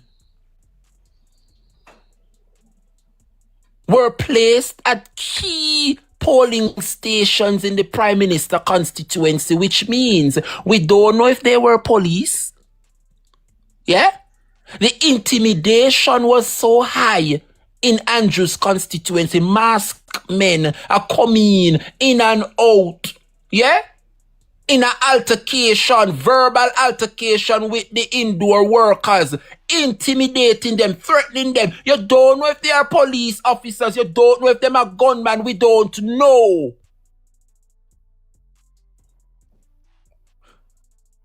The evidence are there that they are double voting, which means persons would have come into a particular polling station and vote twice. The law states that when the election is over and you're transporting the ballot boxes to the counting center, you must have a representative of the PNP and you must have a representative of the Jamaica Labour Party, both accompanying that ballot box. We have one of the most beautiful and transparent democracy. However, where we often get it wrong, is the intimidation and the same police officers them. That's why somehow no get no extra salary raise. Somehow no police officer bring the intimidation. You were placed there to guide and guard our democracy. And instead you stay there and ensure that everything go right. You do the unthinkable and you allow masked men to come in and threaten our indoor workers. Who the hell are going to sit down there and take no gunshot for ballot box? You know crazy? So I was told that the indoor workers had to leave the ballot box. Nobody no want get gunshot for ballot box. So the intimidation was rampant. And so police officers, we don't know, because they were all masked men. They are the ones that transported the ballot boxes. Mind you, the law states that a laborite and a PNP must sit down with the box in the vehicle and it must be escorted to the counting center. So the laborite sit down on the left-hand side, the ballot box in the middle, and the PNP on the right-hand side. We have the most beautifulest democracy, Jamaica. But the rules are often neglected because you have paid operatives. Some police officers included, and some nasty, dirty, worthless Jamaican men and women where we put in place to safeguard our democracy. Well, Jamaica, I want you to listen carefully. Yes, last night everybody was glued to Partner Draw TV, Andre Stevens' podcast, and Noel had such a beautiful interview with the lawyer representing Paul Buchanan. And let me tell you something, Jamaica, this is getting serious. And I am getting to understand when I listened to PDTV last night, it seems like this case can reach the Privy Council in England. And it is the same way that they would have treated Vybz Kartel over the years and tried to suppress him in the Jamaican courts. And Isaac would have fought tirelessly until he got the matter to the Privy Council in England, and look at the results. What our judges fail to see, the Privy Council in England will never let it slide.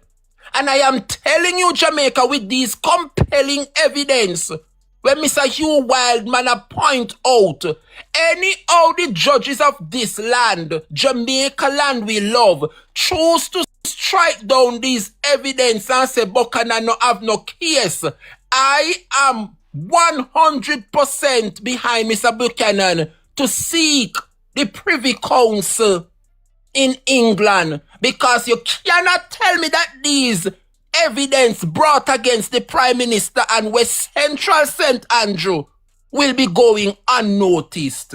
Jamaica, I want you to listen. Yeah? I want you guys to listen to the interview on Andre Stevens' PDTV last night. Very interesting, Jamaica. Let us listen to the interview. I crave your attention at this time. Listen carefully. Let me get to another big story tonight, because I feel like I've been looking forward to this story. I've been reading a lot of your comments whenever I come here and I do shows. You guys are always messaging. I'm seeing the comments online on certain platforms about the Holness versus Buchanan case. Now, a legal challenge brought by the former People's National Party candidate Paul Buchanan against the Prime Minister was delayed in the Court of Appeal today after concerns were raised about a potential conflict of interest. Now, the case, which stems from the 2025 general election, was adjourned after issues surrounding legal representation emerged during proceedings. Now, Buchanan is contesting the St. Andrew East Central seat against Dr. Holness in last year's election. That's will be the context for those of you guys who don't know about the case, right? And he's challenging the outcome of the poll, alleging that the election was not conducted fairly. Now, the Prime Minister, it is worth saying, was declared the winner of the constituency, but Buchanan has maintained that there are a lot of things that he didn't think was right that went on, and that the results were impacted. So he's seeking to have the court review the matter.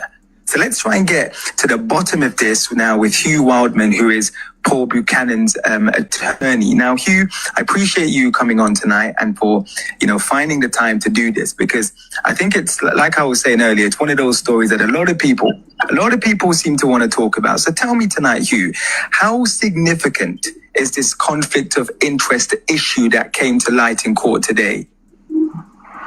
Well, the judge was of the view that because of the association in the past, she could not hear the case. So that was the issue. Oh, so the judge was the problem. And who does she have a connection with? The Prime Minister? No, she said that when she was in the Attorney General's chamber, she she knew Mr. Buchanan. So she put that on the table that, we could still have gone ahead with the case if the parties agreed, but we didn't have a problem because Mr. Buchanan said that must have been a long time ago. And so we were prepared to go ahead, but the other side was not. Right, so the other side, they were keen to say, actually, we need to bring a halt to proceedings and try and find someone else who might have no connection to both Mr. Buchanan and the Prime Minister. Yes, the court decided to take a break and to consider it. And they came back after a long break, deliberation, and said that they were trying to get another replacement judge. But they were not successful, so they had no choice but to put it off until the 27th of next month. Talk to me, Hugh. How unusual, given the fact that you're in and out of court every single day, how unusual is a situation like that, a scenario where a judge will excuse themselves, given the fact that it's not like she was with Mr. Buchanan last week or the month before having cocktails. I mean, is it pretty unusual, or is it because of how high profile the case is? She was just being very, very cautious. I suspect it's the latter part of your question, because given the fact that, as Mr. Buchanan said, and she said that it's a professional situation, and it would not have been something that took place recently. It would have been probably almost 30 years ago. So we thought that it was for the judge to, but she placed it on the record that everybody is aware of it. And the other side was not prepared to go ahead without any further query. So, does this have the potential to affect the outcome of the case long term? Well, all it means is that it delays the process. But we could have gone ahead yesterday had it not been for that. Dr. Holness, now Hugh, he was declared the winner, right, in 2025 in the general election. Talk to me about what your client is alleging and what evidence does he have that could potentially overturn the result? Well, the evidence is very strong, very compelling. A lot of voter breaches of the Representation of the People's Act, which would have been sufficient to overturn the polls, the result of the polls. It's very compelling evidence. And I think it's a very strong case that Mr. Buchanan has. Very strong. And all we need is just to apply the law. And once you apply the law, I think it is a foregone conclusion that the election will be voided. And talk me through that, Hugh, because if things work out in your favor and in the favor of Mr. Buchanan, what happens next? Does that mean that Jamaica will have to have another election, or that the Prime Minister will be forced to step aside, or there will have to be a by-election for his seat? What happens? When the election is voided, then the Prime Minister no longer sits in Parliament, so there will have to be a new Prime Minister. What? Wow. And that's a reality of the situation.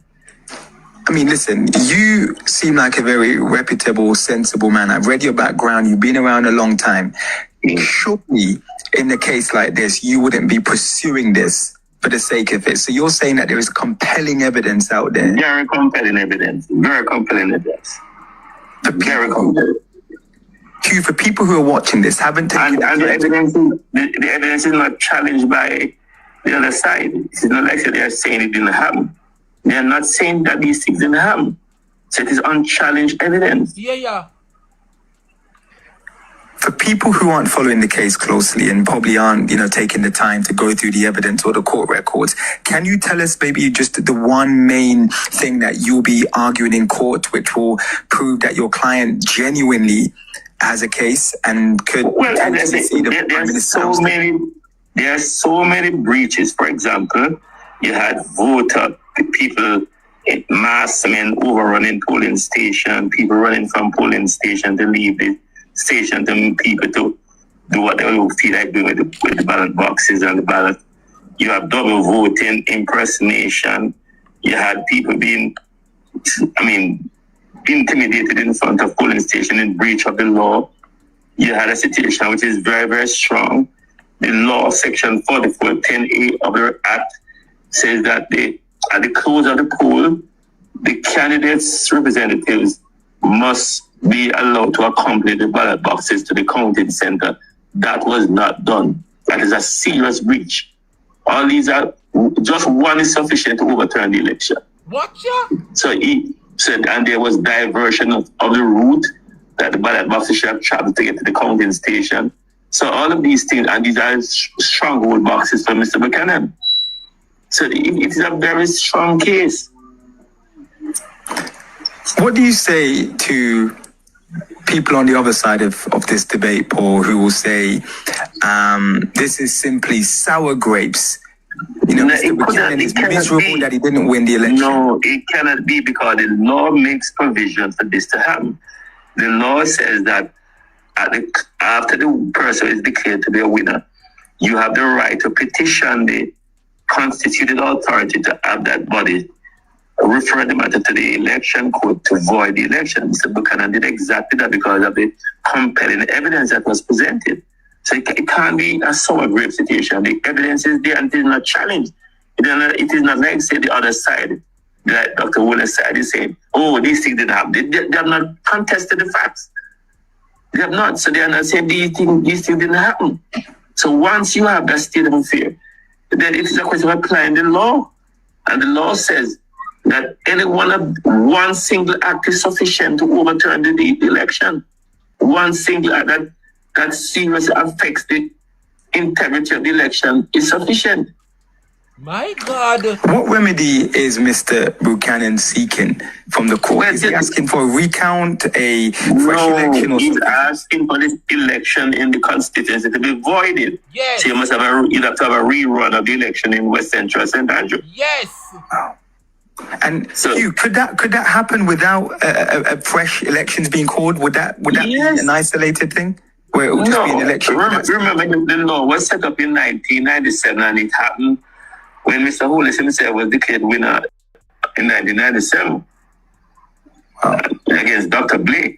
So the law, it was Parliament, after a serious debate as to the integrity of elections in Jamaica, this was set up specifically to deal with these things expeditiously, because before that, it was the election petition route that was being used. But this was supposed to, this procedure was designed to ensure swift resolution of election malpractice in Jamaica. And so this procedure was invoked in 1997, and it is the second time it has been, the Constitutional Authority have been asked to do such a thing. Can you tell us, Hugh, what happened for those of us who probably don't have the political history to go all the way back to the first example? What happened in the first case? Because you're saying this is the second time. Well, in the first case, they had to rerun the election in the constituency, and Dr. Wallace emerged still as the winner at the time. But the similar situation occurred. Oh. And they had to have a rerun. Wow. I mean, would you say that this case is probably, and I know that there's a lot going on in Jamaica right now, but this case is up there when it comes to Jamaica's democracy and confidence in the electoral process? It is very much so. That is critical in this case. Very critical. Talk us through just the feelings of how Mr. Buchanan is kind of feeling about this. Is he getting fed up that it's being dragged out? Does he just want it to be over? Well, yes, he's very disappointed about the dragging out of the case. He's very disappointed about that, for sure. So, 27th of July is when you return to court with Mr. Buchanan. Yes, that's correct. When you return, what will happen on that day? Well, hopefully we'll get started with the case, the application for legal judicial review. So hopefully we'll get started on that day. Are you part of a wider team that's doing this? Or is it just you by yourself who's kind of... Well, I'm the main person. I'm representing Mr. Buchanan. I'm the main. The person's coming, but I'm the main person representing Mr. Buchanan. So here's the thing, very quickly, Hugh, and guys, if you have questions, you can send them right now. We'll try and ask Hugh any questions that you have. Here's the thing.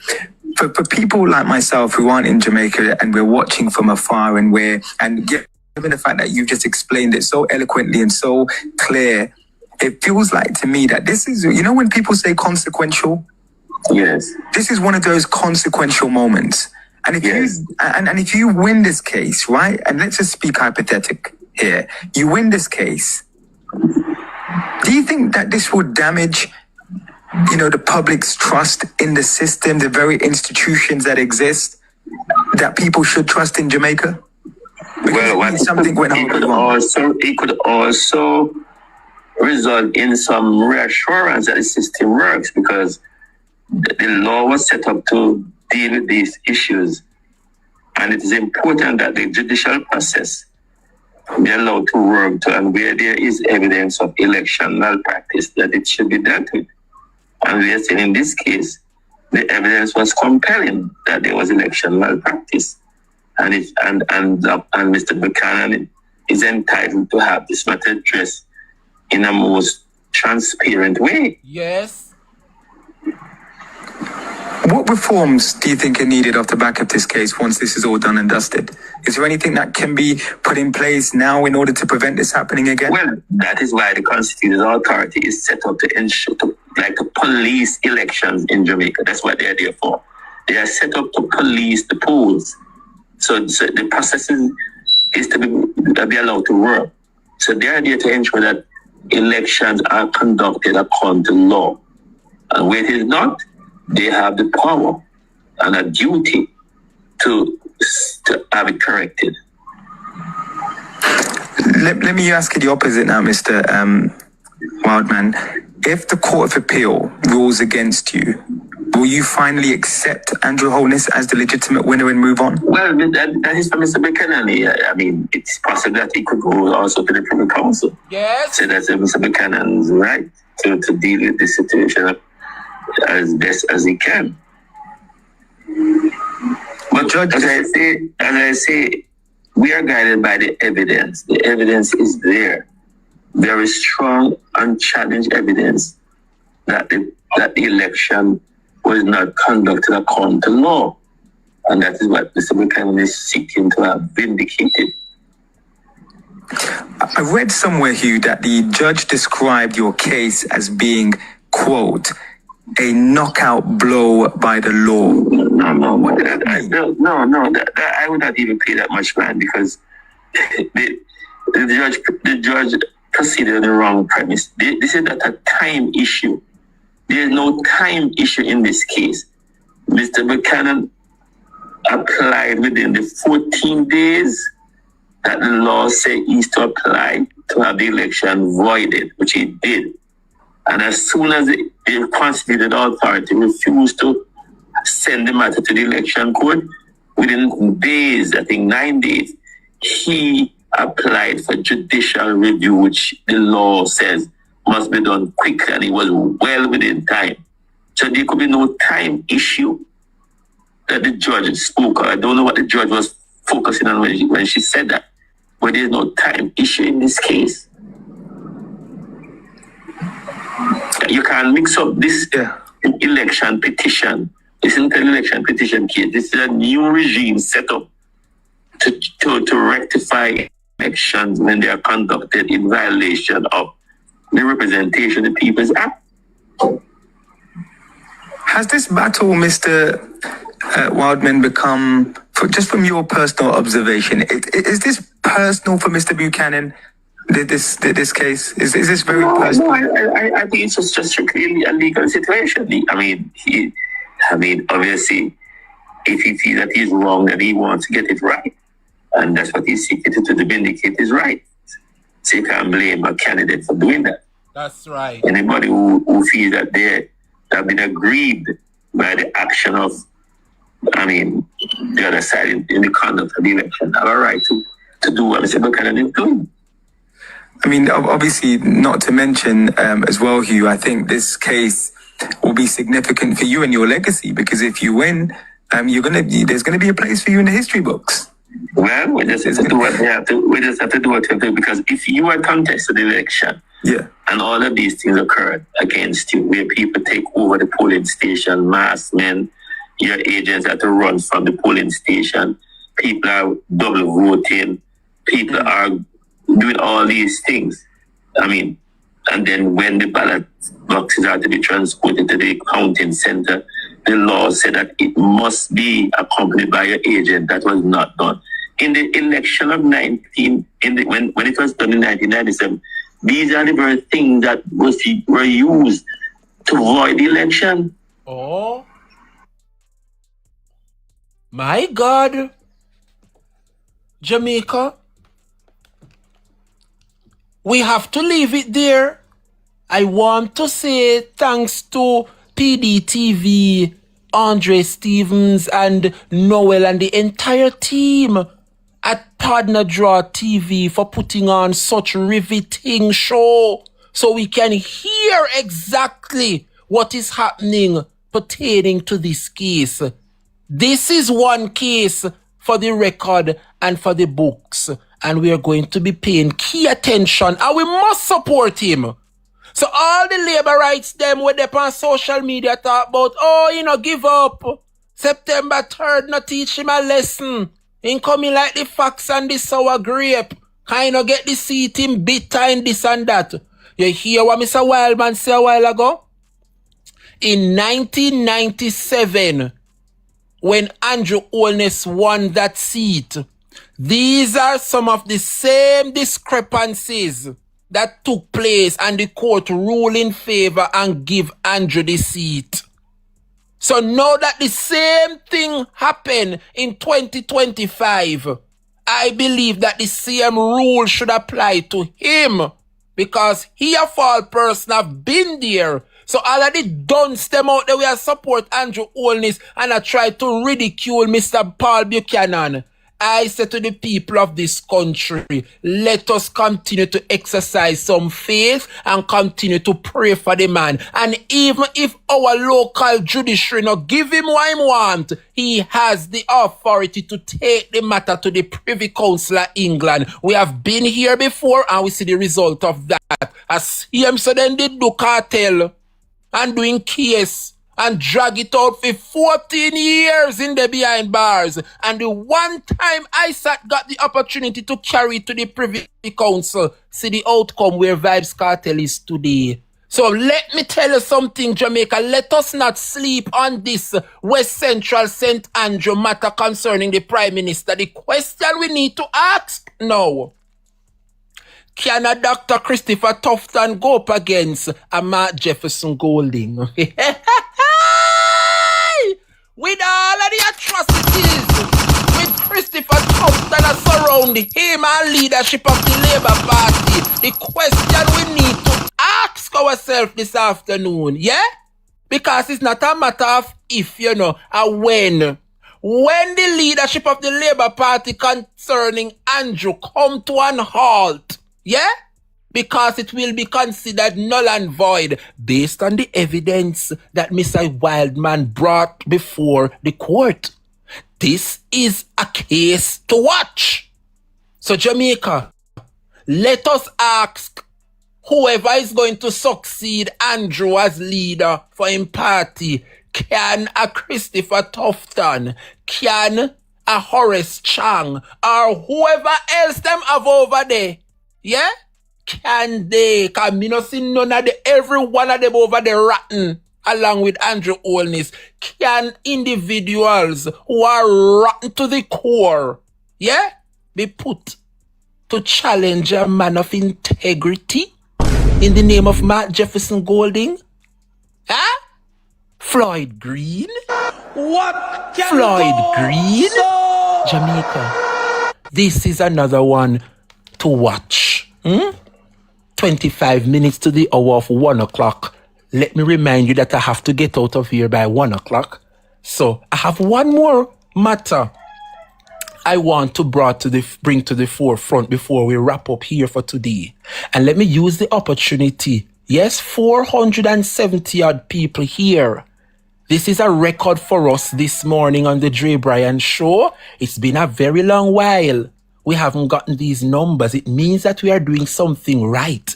And so Jamaica, here is a testament as to why these programs must be able to rewatch.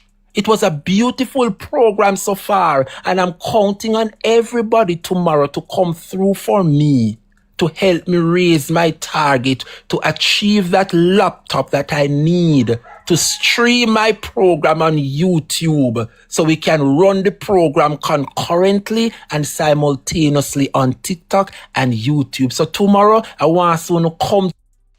People, see the DREBRIAN show up on YouTube. It's on the screen. Make sure you go subscribe. That is it. The quicker we reach the target, the better. So may I ask everybody to come through for me tomorrow morning at 10 o'clock. It's going to be a very special throw. All right? Now, Jamaica, my final hot topic for this.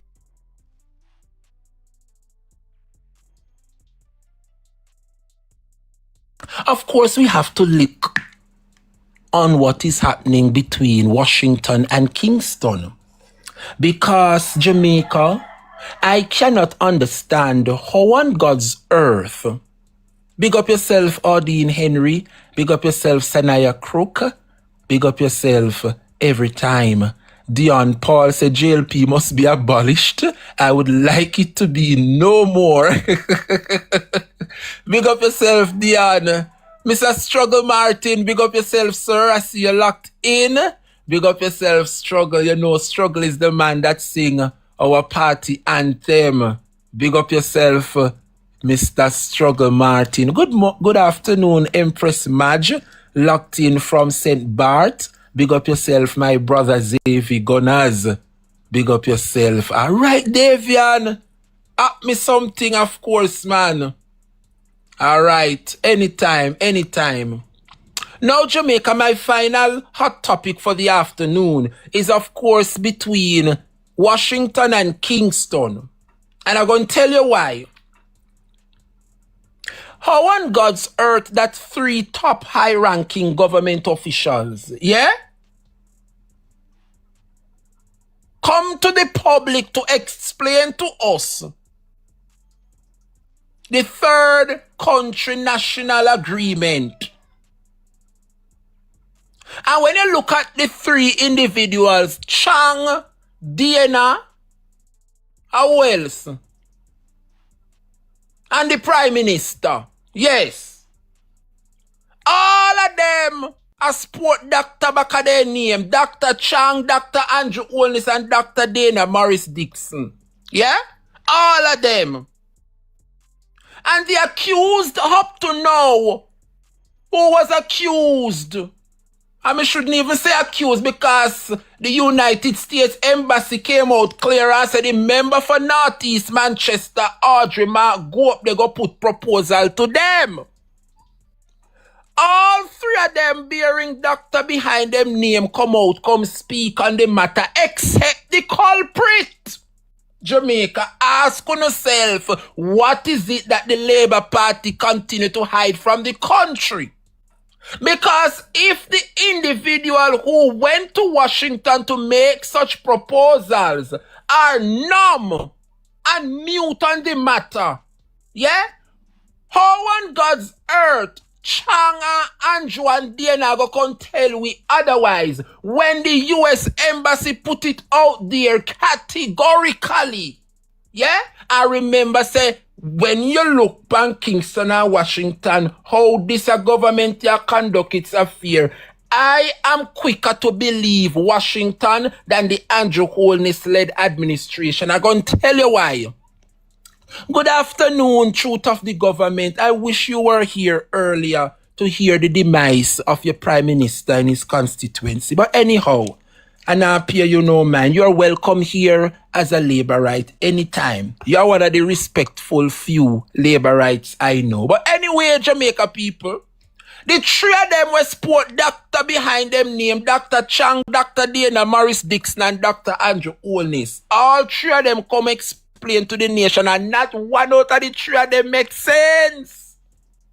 None out of the 3 with the doctoral degree behind their name seem to get to the point of telling the Jamaican people what kind of agreement them signed between Washington and Kingston.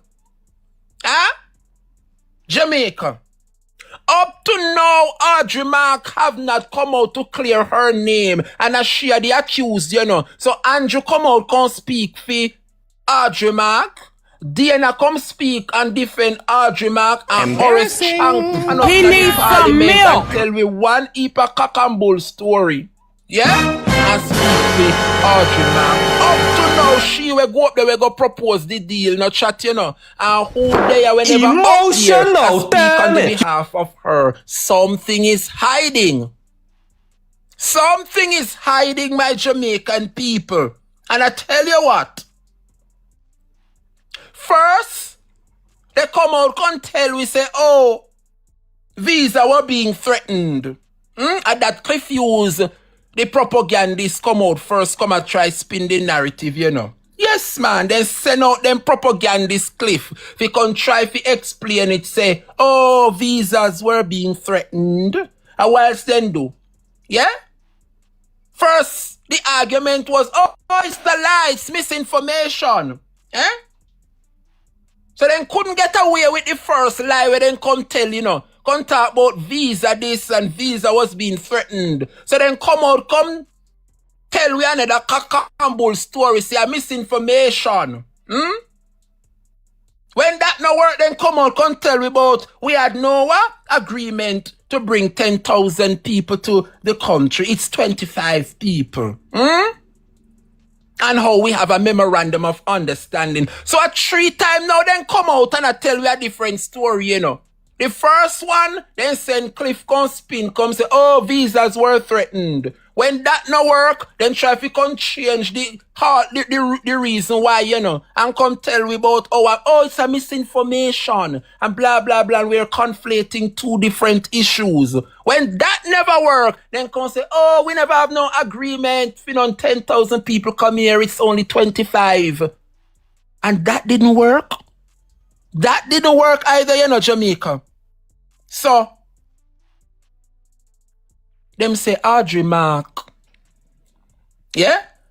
We mixing up the 2. Yeah? Audrey Mark went to United States on a different matter. The last thing we hear, oh, United States is our friend. And we are just helping out our friend. About 5 different cock and bull story then come tell we, you know. It shows you that the government is hiding something major from its people. And so, Jamaica, I don't know how much more clarity I could bring to the issue, but Jamaicans are not idiots. Emily Crooks would have explained it. Yeah? Emily Crooks would have explained it, Jamaica. And when I listen to Emily Crooks, who would have done an excellent job explaining that matter, we have some more individuals that come out and speak more, Jamaica. And let me tell you something, this has now become an international matter that the Prime Minister of Jamaica is running from. So in case you forget it, Jamaica, I am going to allow you to listen to Emily Crooks Shields once again, and then we are going to play another clip explaining it all, and you are going to differentiate between the 2, Jamaica, and come to one conclusion, that the Jamaica Labour Party is not telling us the truth. So Jamaica, let us listen to Emily Crooks once again on this matter. Listen to this. There was a time during the Manat Phelps and Phillips Commission of Inquiry when information came out about these secret MOUs that Dr. Phillips signed with the United States government. There was a difference with them because nobody in the cabinet, we understand, knew about those MOUs. And so the issue of collective responsibility and cabinet secrecy, all of those things were being undermined. What perhaps he could say, perhaps he could, even though it's not a good argument, is that it is about national security matters. But so ferocious was the debate about these clandestine MOUs signed by Dr. Peter Phillips and the political haranguing was great, and rightly so. So how on earth this administration believes it could go ahead and sign an MOU over 1 week or so before any information came to us and have the effrontery to have us try to understand exactly what they signed is beyond me. Up to now, I don't understand it. Dr. Chang, you don't seem to understand it either, because nothing you say to me is clear on exactly what is to happen. And we shouldn't have to feel in the dark. On top of that, don't come and tell us that there's no coercion, because we know that there's no diplomacy in the corridors, in the halls of power anymore. We are fully aware. We are fully aware that what we're dealing with are not negotiations, but dictates. And we know that we don't have the power. The power differentials are unequal. So what you probably need to do is speak with us in coded language, and we will better understand instead of taking us for idiots, because we are not.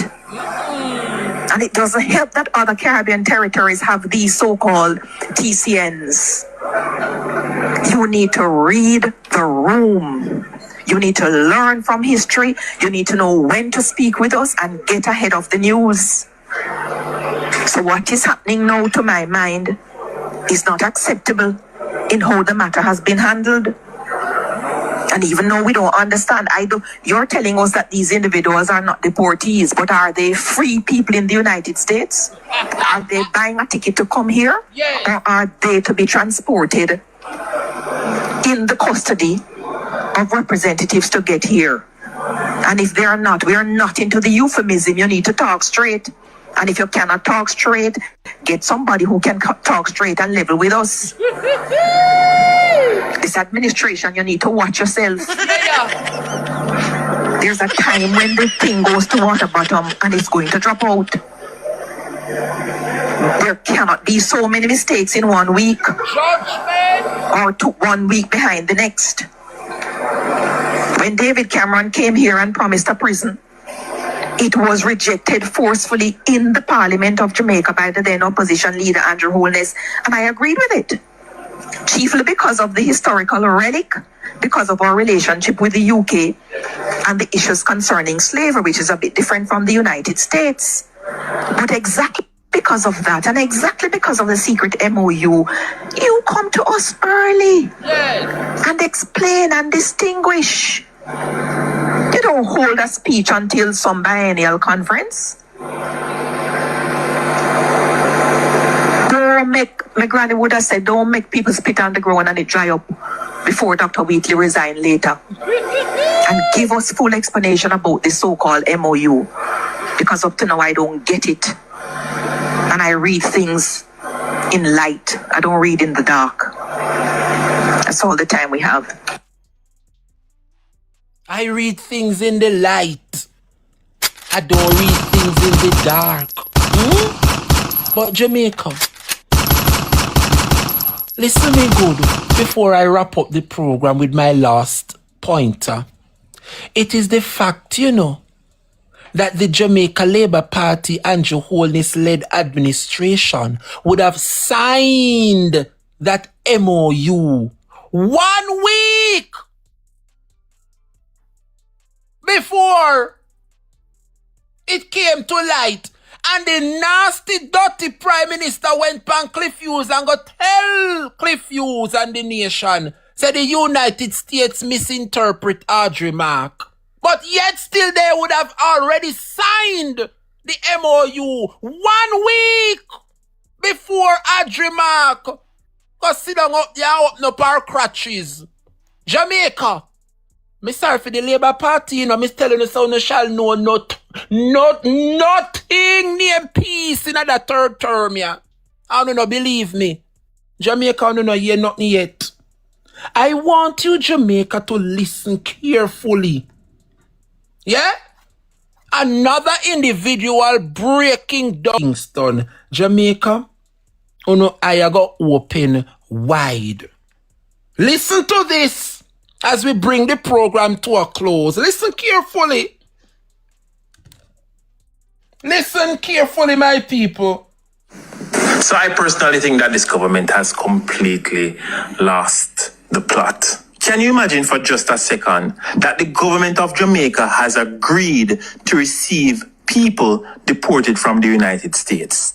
Not Jamaicans, people from entirely different countries, only to be told by the National Security Minister, Horace Chang, when asked about a Gleaner article on the proposed third country national agreement. The report is false. There is no intention to bring 10,000 illegal into the United States. Then, just 24 hours later, the story shifted. In a statement, the National Security Minister, Dr. Horace Chang, acknowledged that the reports were based on a real agreement, but disputed one key claim, the number.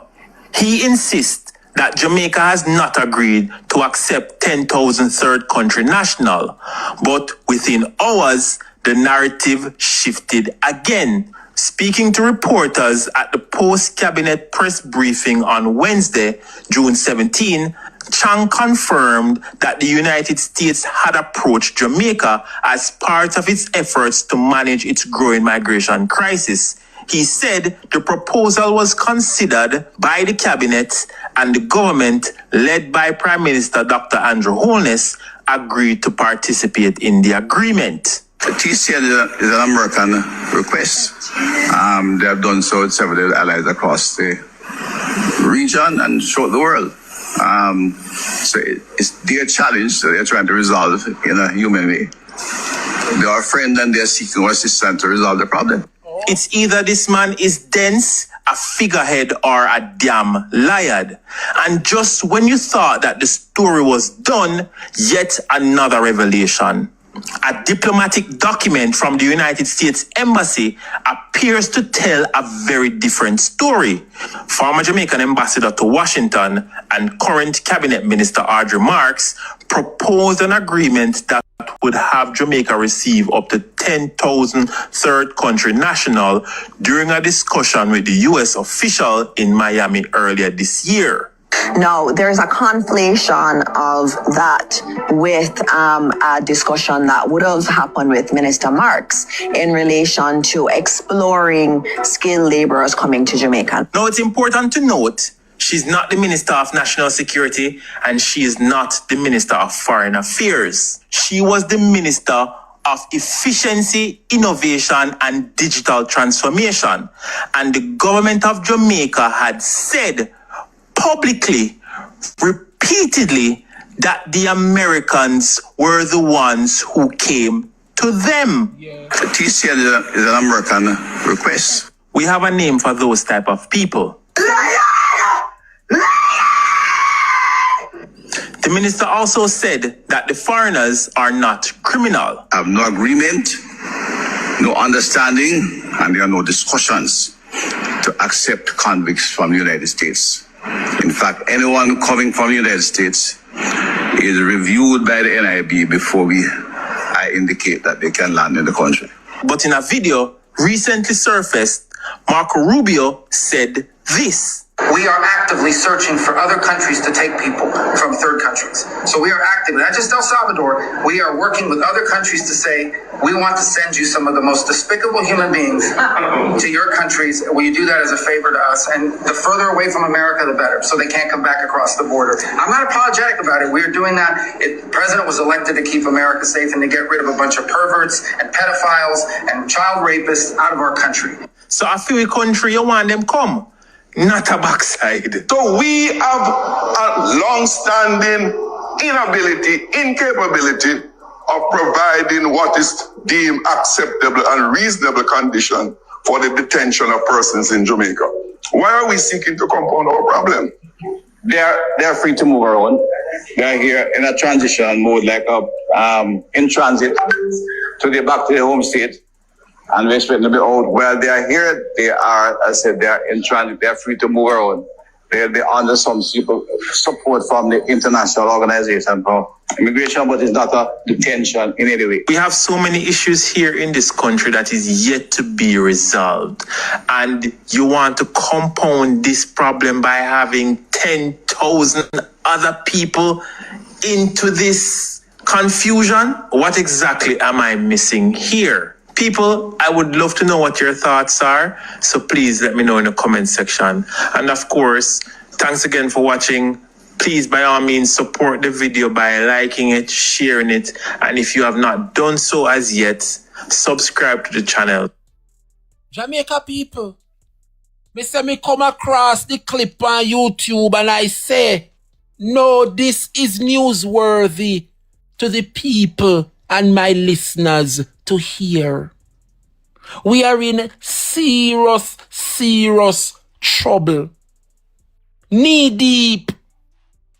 Kingston and Washington have made an arrangement through the Andrew Holness government, and the people of this country,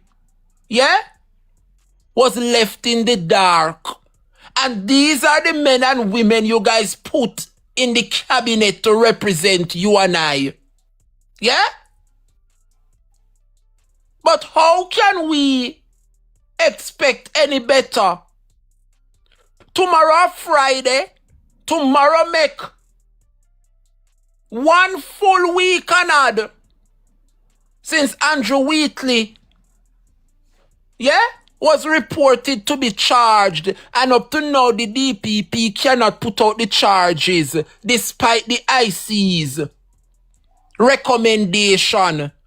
1 week and odd, and Andrew Holness have the criminal still serving in the cabinet.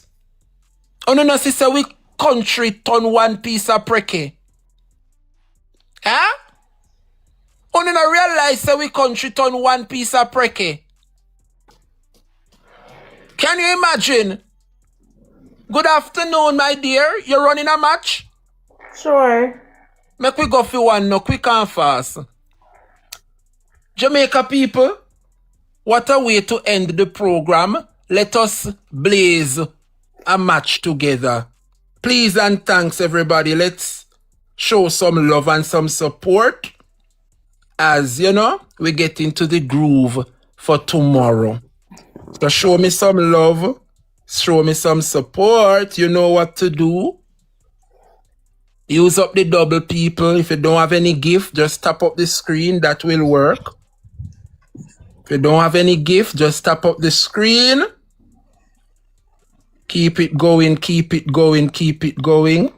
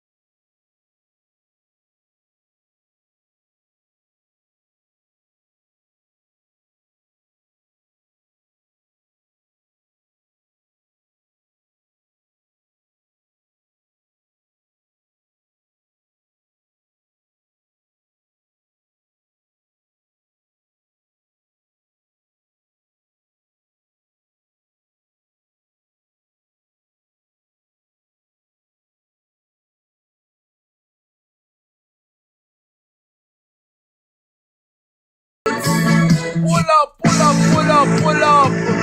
Yo. All security now.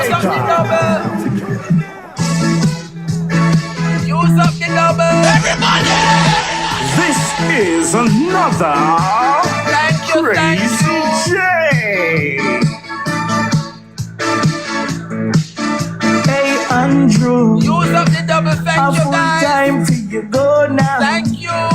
Jamaica people them not like you. That is it, thank Worst you. thing them can't trust you. Look how you sell out the Cuban. Thank you, buddy Indian. And accept American. Thank you, Sparky.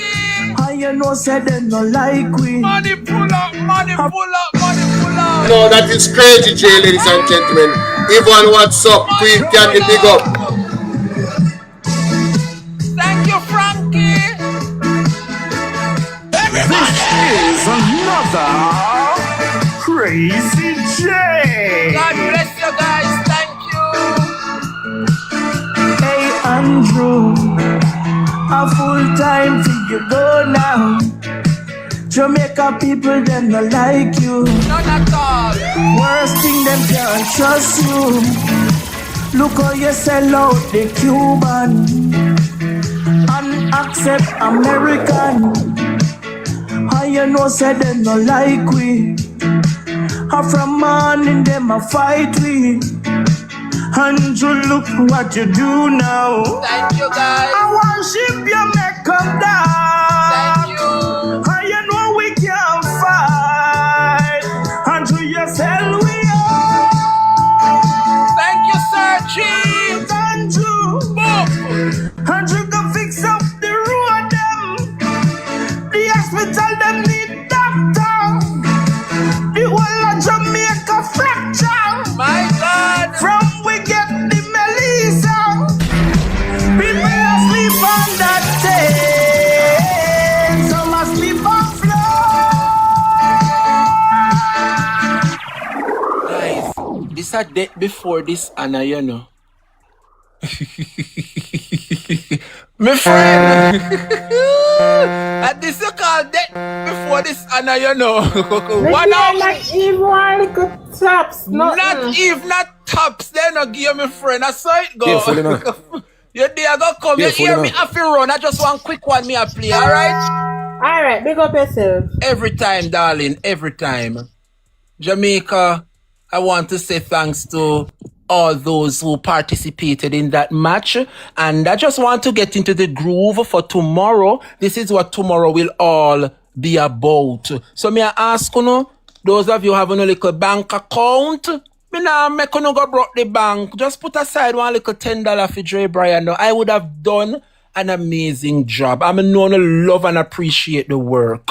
So tomorrow is for the greater good. We are trying to expand ourselves. If me can do it on TikTok, me know me can do it on YouTube. So me I ask you, same like oh no, build me on TikTok, come show me the support on YouTube. So tomorrow I have a target. I want to raise at least $800.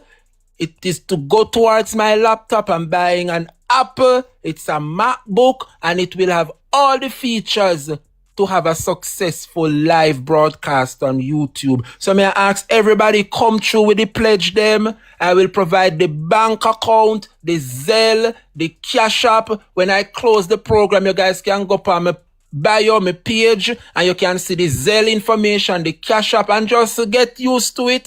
And then once you send me the Zelle or the Cash App, just take a screenshot and send it to me DM and make me know that you would have done so. But tomorrow, I will have a little difference on this platform. It's for a worthy cause. I have been advertising it for weeks now, and tomorrow is the big day. Thank you, Beauty Carla. Yeah, man. Just DM me for those persons who want to use Western Union or MoneyGram. Just send me a DM and indicate, say, Dre, I want to bless you with such, and I will send you my information to bless me via MoneyGram or Western Union. All right. I know a lot of persons are saying that, oh, TikTok, I go take out 1%. So if me send you $10, you only I go get 8 out. You know, so I understand. So for those persons who want to see, but then again, sending it Western Union or MoneyGram, then still a charge fee. You see how they're wicked? People money, you know, you send your money and you have to pay if you send your money. So I just saw it go still Everybody have to eat a food. But me want to show me no love and no support for tomorrow. It is for a worthy cause, Jamaica. I don't mind them because when I hear people go, oh, you can't beg in. When last you see me come beg? Anytime my followers see me come over here and I ask for something, them know say I'm coming from a good place and it is genuine. Because I am not going to come on social media and ask you for your bread and know say me have a bread in a me bread pan. Me nah do it. People too wicked and then too terrible.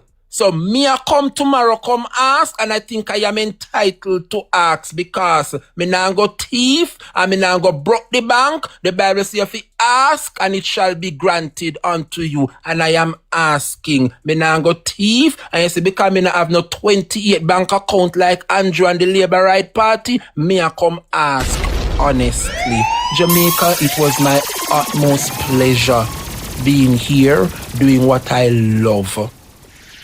I have to make a run now, but I appreciate each and every one of you who were here. So tomorrow, Jamaica, 10 a.m., I will be starting the show. I'm looking forward for the love and the support. It was my pleasure being here. Thank you guys for the love and the support. Let us continue to look out one for another. Let us continue to champion the message of the People's National Party.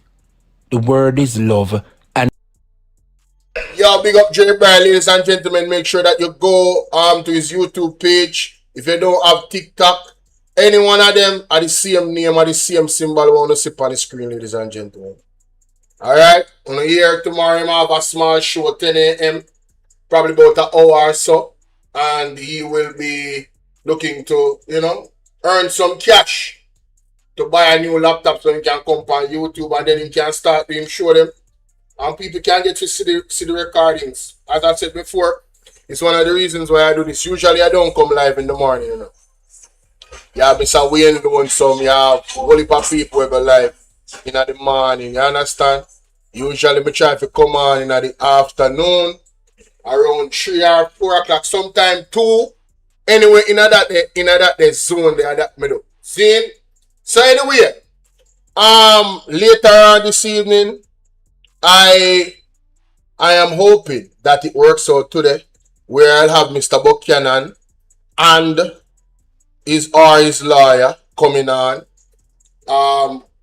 Still I work it out with Derval. It should have been yesterday that Mr. Buchanan would have come on.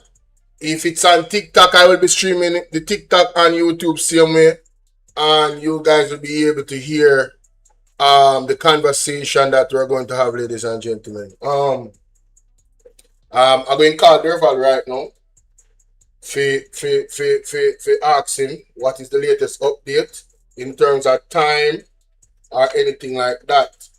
I don't think there's much going on in the news right now, more than what has already,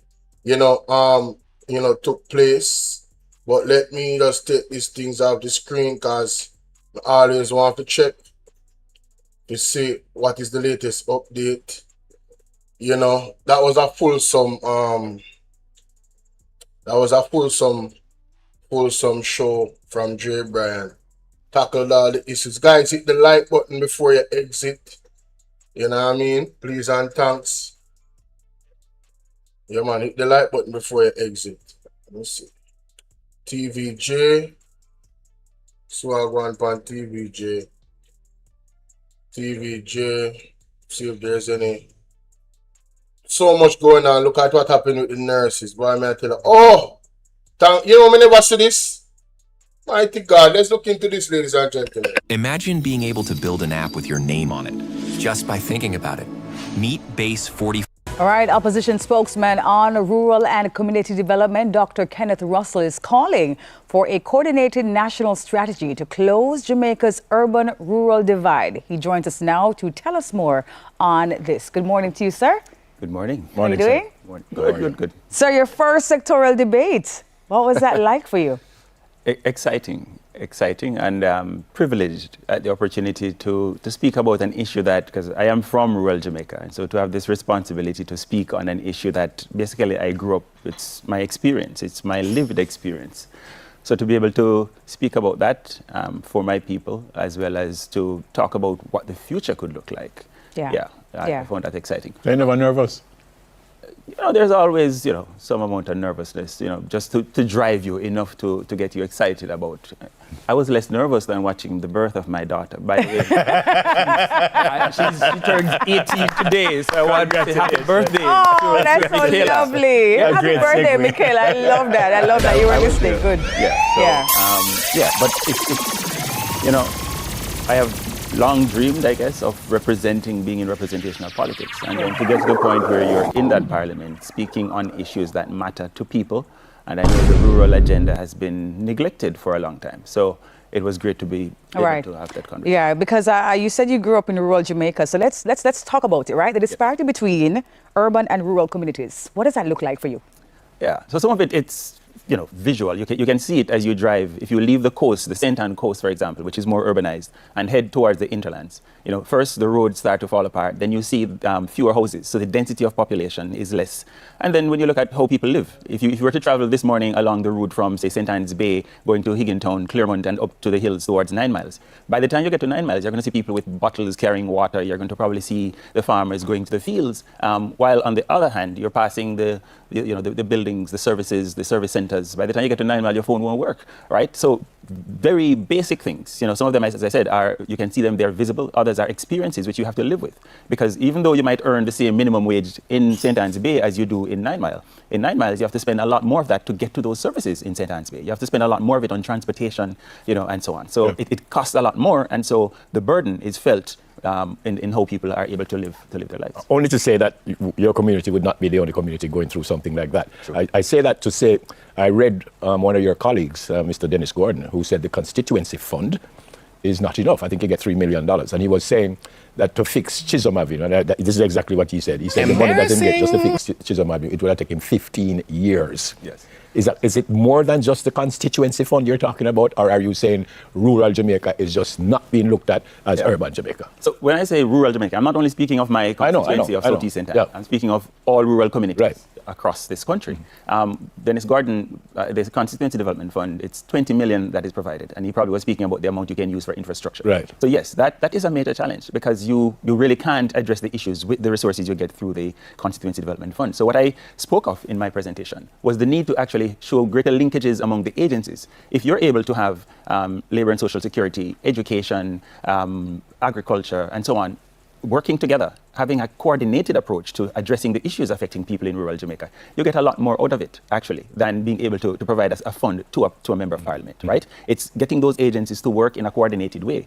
And you might note I went as far as to say it's abandoned, in the sense that there are lots of nice projects happening across the country in rural areas, but the coordination of them. There are lots of agencies that do work on rural development issues, rural water, rural electrification. But again, are they speaking to each other? Are they coordinated to ensure that the water issues are dealt with at the same time, the electricity issues are dealt with at the same time, the connectivity issues are dealt with, the road issues are dealt with, right? So that coordinated approach is not there. And so what you're going to have is that you might have a fix here, a fix there, but it's not going to solve and ensure that we have a better quality of life for people living in rural Jamaica. Yeah, but hasn't this been an issue, though, for a very long time? I mean, I grew up in rural Jamaica as well, but there has been some advancements. You say that the coordination between the agencies should be something that's prioritized, right? But so what is the result of that? What does that look like now in terms of how that's built out in the rural communities? Yeah. So yes, it has been a long-standing issue. It's not new. I think what's different from our side is the absence of a strategy, right? A coordinated strategy that's put on the table to say, this is how we think about rural development. This is how the country is approaching rural. And what is that suggestion for you look like? For me, that has multiple prongs to it. And it starts with having that strategy. It starts with coordination. I think part of what we've called for is to ensure that there's actually a report, an annual report that comes to Parliament. But at the end of the day, what we want to see, we want to ensure that you're not paying an added tax, basically, for living in rural areas. So you're able to access services.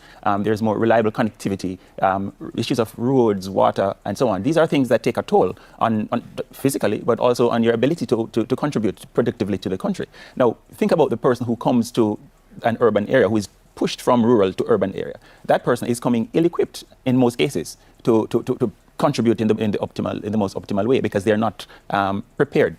We have an issue now in rural areas, a lot of very small schools where the principal is also a teacher, and so some of the administrative issues related to the schools are not being addressed. We have issues around, when you grew up in a rural area, you probably had a community organization, a youth organization of some kind. A lot of those are dying. So some of that formation which you would have growing up in your community, in leadership, in participation, in working with others, so some of those social components are also missing. So I'm speaking of it in terms of helping the institutions at community level to get stronger, but also the infrastructural side of it. But then the other aspect is, if you choose to stay in a rural area, it should not be because you can't find somewhere else to go. You should be able to make a life with the skills you have, get an education, but at the moment, those services, you have to go somewhere else to access those. And we still have rural communities where what we call the extraction, the exploitation of the resources continue to take place, whether it is bauxite mining or other forms of mining. But even to a certain extent, some of the practices of the tourist industry as well. But wait, how old is the new hire?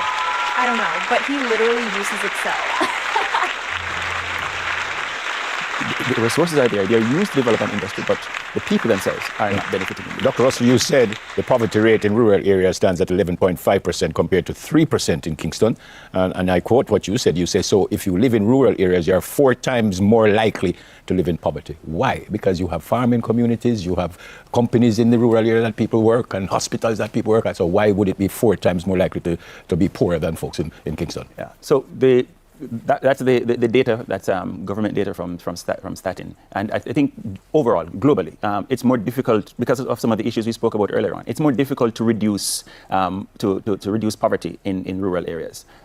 You tend to have larger families, you tend to have a lot higher level of dependence. But then even the industries that you spoke about, farming, for example, a lot of the farming remains subsistent. And when you've had the kind of shocks that we've had as a country, it means that a farmer is starting over 2-3 times per year, because if it's not the hurricane or the tropical storm, it's the drought, right? And there's no insurance, no protection for him to be able to bounce back really quickly, right? So yes, but I also made the point that for young people and children, it's 1 of every 4. It's 22% for children. It's 24% for adolescents who are living in poverty in rural Jamaica. So what we need, it also speaks to the earlier point we were discussing about the strategies that we need, because you need to ensure that you're targeting rural areas in a different way than you would urban areas, because the decline has been much slower. Even though nationally there's been a decline in poverty, it has been much slower in rural areas. Yeah, but the truth is that, all right, so who's here now to take responsibility for it? Should people like me and Neville, or we live in the rural communities, is it ours to take responsibility over, or is it, the government, the agencies, etc.? Because now we have a lot of access to many things. We have, there are agricultural parks now in particular rural communities that are there for access. There's the highway that gives you access to urban spaces. You there, Val? But there upon the lines, on YouTube, what the latest update with Mr. Buchanan now?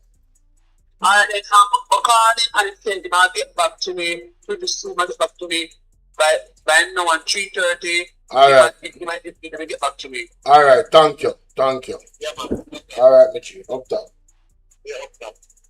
Alright, when you hear Jamaica from Derval reach out to Mr. Buchanan. So 3:30 I get some update. So I don't know, probably about 6 or so. Hopefully, that would be settled, right? But I really appreciate Mr. Kenneth Russell, man. He represent us very, very well, ladies and gentlemen. I have to say, a distinguished statesman, lawyer, academic professor, Dr. Oswald Harding has died. Rest in peace to the family. He's a former Attorney General and Minister of Justice. Rest in peace to him. Condolences to his family. Body-worn cameras capture police shooting in St. James. Security experts pleased, but want to see greater use of the gadget. Alright? Alright. More listen to this, Mr. Andre Hart. Hey Jamaica, good day. What's up? Boy, it has been a while, but I saw a recent news where the government are planning to accommodate over 10,000 criminals from the United States. Can you imagine? Now, let us put it. Hey Jamaica, good day. What's up? Boy, it has been a while, but I saw a recent news where the government are planning to accommodate over 10,000 criminals from the United States. Can you imagine? Now, let us put the Jamaican situation into perspective. Every year we export over 20,000 of our people, mostly intellects, professional people. These people go to 3 places mainly: Canada, United States, and England. Now, you can export or don't create an economic environment where your youngest and brightest can stay. And you export over 80% of a tertiary graduates. So 80% of people who have college degrees, skill, etc., etc., we export them. They leave because the economy cannot accommodate them. And you are telling me that instead of trying to create a conducive economy where people feel comfortable, bright people, just like how Canada, America also can create an environment where bright people feel comfortable coming and setting up themselves. Instead of focusing on that, we now are focusing on helping the United States or whomever acquire or accomplish their task of getting rid of criminals. Since the Jamaican are serious about life or serious about the economy, what am I going to think? Forget about enough little things. Because a joke thing, you now can have an economy where your role should be to expand economic opportunity, build industries, restructure certain industries that are not efficient, making sure that the country's youngest and brightest feel comfortable home. And this is coming and setting up themselves. Instead of focusing on that, we now are focusing on helping the United States or whomever acquire or accomplish their task of getting rid of criminals. Since the Jamaican are serious about life or serious about the economy, what am I going to think? Forget about enough little things. Because a joke thing, you now can have an economy where your role should be to expand economic opportunity, build industries, restructure certain industries that are not efficient, making sure that the country's youngest and brightest feel comfortable home. And this is even more important in nowadays a world filled with global instability, where people feel uncomfortable in America, people feel uncomfortable in England. This morning the UK Prime Minister resigned. So it's like the global geopolitical tension across the world now make the diaspora, so we call them, people who come from Jamaica but live elsewhere, make the diaspora feel away in these countries because it's not there. They don't feel a sense of belonging in these countries. So as Jamaicans now, it would be up to us now to really create the environment for those people who had left to come back home. You understand the point that I'm trying to make? Create the environment for those people who are left to come back home. And we are not doing that. Every time we look at a political decision that the country is making, it don't make no sense. It don't make no sense, Jamaica. We have to wise up. We have to wise up. We have to get smart in how we approach economic management and what we need for our people. So you tell me, so the country just turn a big garbage heap for criminals? Garbage heap for criminals? He needs some milk. Then, yo. Hey, Jamaica. Yo, that's why I have to rate Dr. Andrea, Professor Andrea. Nobody can tell me nothing about Andrea. Nobody can make me not support Dr. Andrea. Big up Dr. Andrea. Jamaica turn one big garbage heap for criminal. I said it when the first time it heard news. I said, hold on. So you say a trash can, a garbage heap? Eh? And you see the point of the man make a while ago, Jamaica is a sound point, you know. It's a critical point, you know. Being all them do attack say, yo, you know, say we need faith. We have to say, well, we come back, come invest in Jamaica. Give the people them a reason to do it. It is a prime time right now. You know much Jamaican people call me and tell me, say, yo, they want to come back to Jamaica, but not under anti-owners. You know much businessman tell me, say, they rather go Africa. Jamaican businessman rather do well foreign. Tell me, say, they rather go Africa than come to Jamaica under anti-owners. Him is the, you say, the man is the weapon that farm against Jamaica progress. You know much people want to come back to Jamaica, come build, and start business, they go create jobs. And because of Andrew Holness government, they're not coming back. They have seen what the man they've been doing in the last 10 years. Things that they must say versus things that they must do. People are not idiots. People are not fools. Right? And you know, really and truly, why man think of be, hey, you see, yo, South St. James, make sure someone dip on the knee here. Come here, tell us, say, what was prophesied in terms of that this Montego Bay specifically in the crosshairs of the Most High. So if you don't know, say, we think the right with God sort out because too much people don't get work over behind them something. I understand everybody want to get rich quick. Body are wear guard and all type of something. When your man to go be a ton the new Port Royal at Jamaica. Be a pirate. Be a marine spirit. Worship and all type of stuff going down there. High and low. Government set altar down there, all type of snake. Your prophet didn't tell you. I'm not talking with him, say. See? Jamaica overall under judgment. Some point the man may create the environment for the people to come back. The people that want to come back because there's so much uncertainty around the globe where Jamaicans are. When you hear the conversation, everybody can consolidate their own place now. Right? I mean, I tell you, Burkina Faso, the rise of Burkina Faso came so at such a perfect time.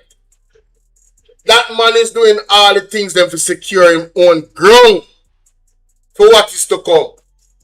Meanwhile, we have them a weak jelly back leader out there, so I be pushed around. Up, down, sideways, turn on your head, drop on your belly, and try crawl on your back.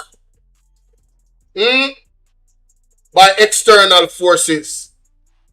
Till we all carry the garbage for the United States come dumping at Jamaica.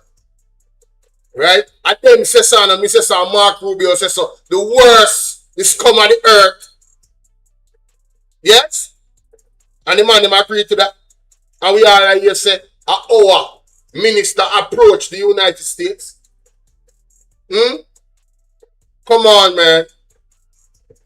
The man them have a man them like a puppet on a string. Talking about puppet on a string. You understand? Talk about a puppet on a string. Hallelujah. Yes, yes, yes. He's about to give you your Joseph today. He's about to add to your life today. Hallelujah. He's about to expand you today. Your 150th day of prayer. There is a womb that is about to be open right now. Someone who is about to be loose right now on this 150th consecutive day, night of prayer. Receive it now. Receive it now in Jesus' name. Eugenics, okay? Eugenics. Because they consider themselves superior. So when you heard Lady Diana mention GDPR, for example, which of course the European Union, they have run ahead and they have put that in place, right? the General Data Protection Regulation, protecting the privacy of their citizens. But at the same time, through the Samoa Agreement and other agreements, they mandate other nations to hand over information to them, while other nations are not in a position so to do. Donkey said the world level, and that has always been the case. So when we are warning you, people of Jamaica, about these systems, you can turn the block tick in your ears and don't listen. The last thing I'm going to say, because we will be saying more, right? Lady Diana mentioned HIPAA and so on, which is critical, right? The USA, they have gone ahead too, and they are protecting their own citizens. What are we doing here? We're running ahead, putting everything online, running ahead, digitizing this and digitizing that, and exposing our population to all manner of evil and danger. And that recent hacking of the National Health Fund, the persons who are affected, I hope that they will be suing the authorities. I hope so. I really hope so. I really hope so. To teach them a lesson. Running ahead and doing all these things after they have been warned that that's not the way to go. Not saying you can't have digital solution and so on, but this wholesale digitization of everything and wanting everybody to place all digitization of everything and wanting everybody to place all their vital information online. For what? Of course I know it's a B system. But Jamaica does not have to go that route. However, we have compromised leaders, corrupt leaders, not all of them, cannot understand for the life of me how these different umbrella groups and all sort of stuff are so silent and compliant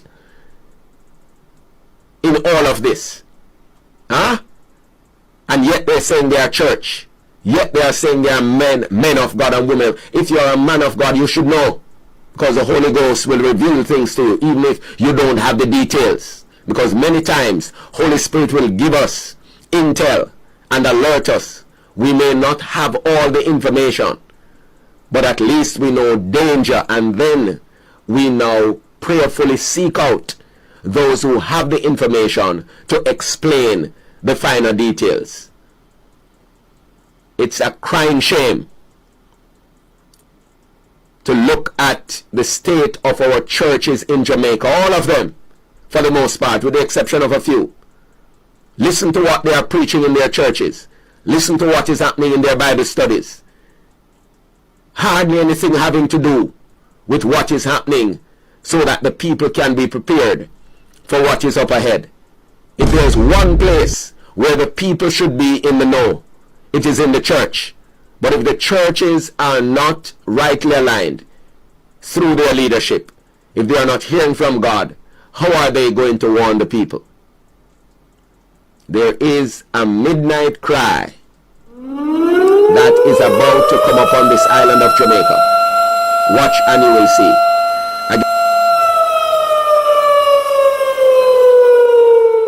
All of them. It don't matter if you Diddy or whoever you is. TG Jakes, any of them. All lies will be exposed. That's all.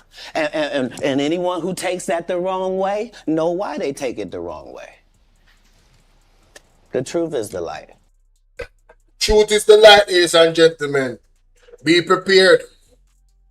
Don't be distracted. Alright? Like, share, and subscribe. The word is love. See you guys later, my people. Big up on yourself. Later, here, my people. If you haven't hit the like button already, please hit the like button before you go. See you later. Bye. Thanks for coming. Thanks for coming. Bye, Yvonne.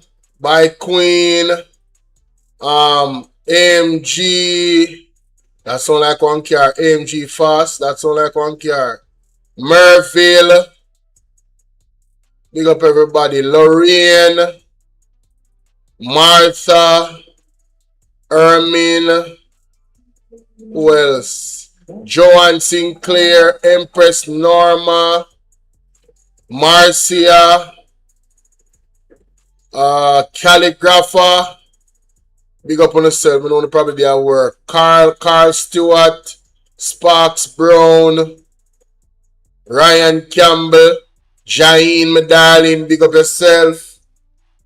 Thank you guys for your continued support here.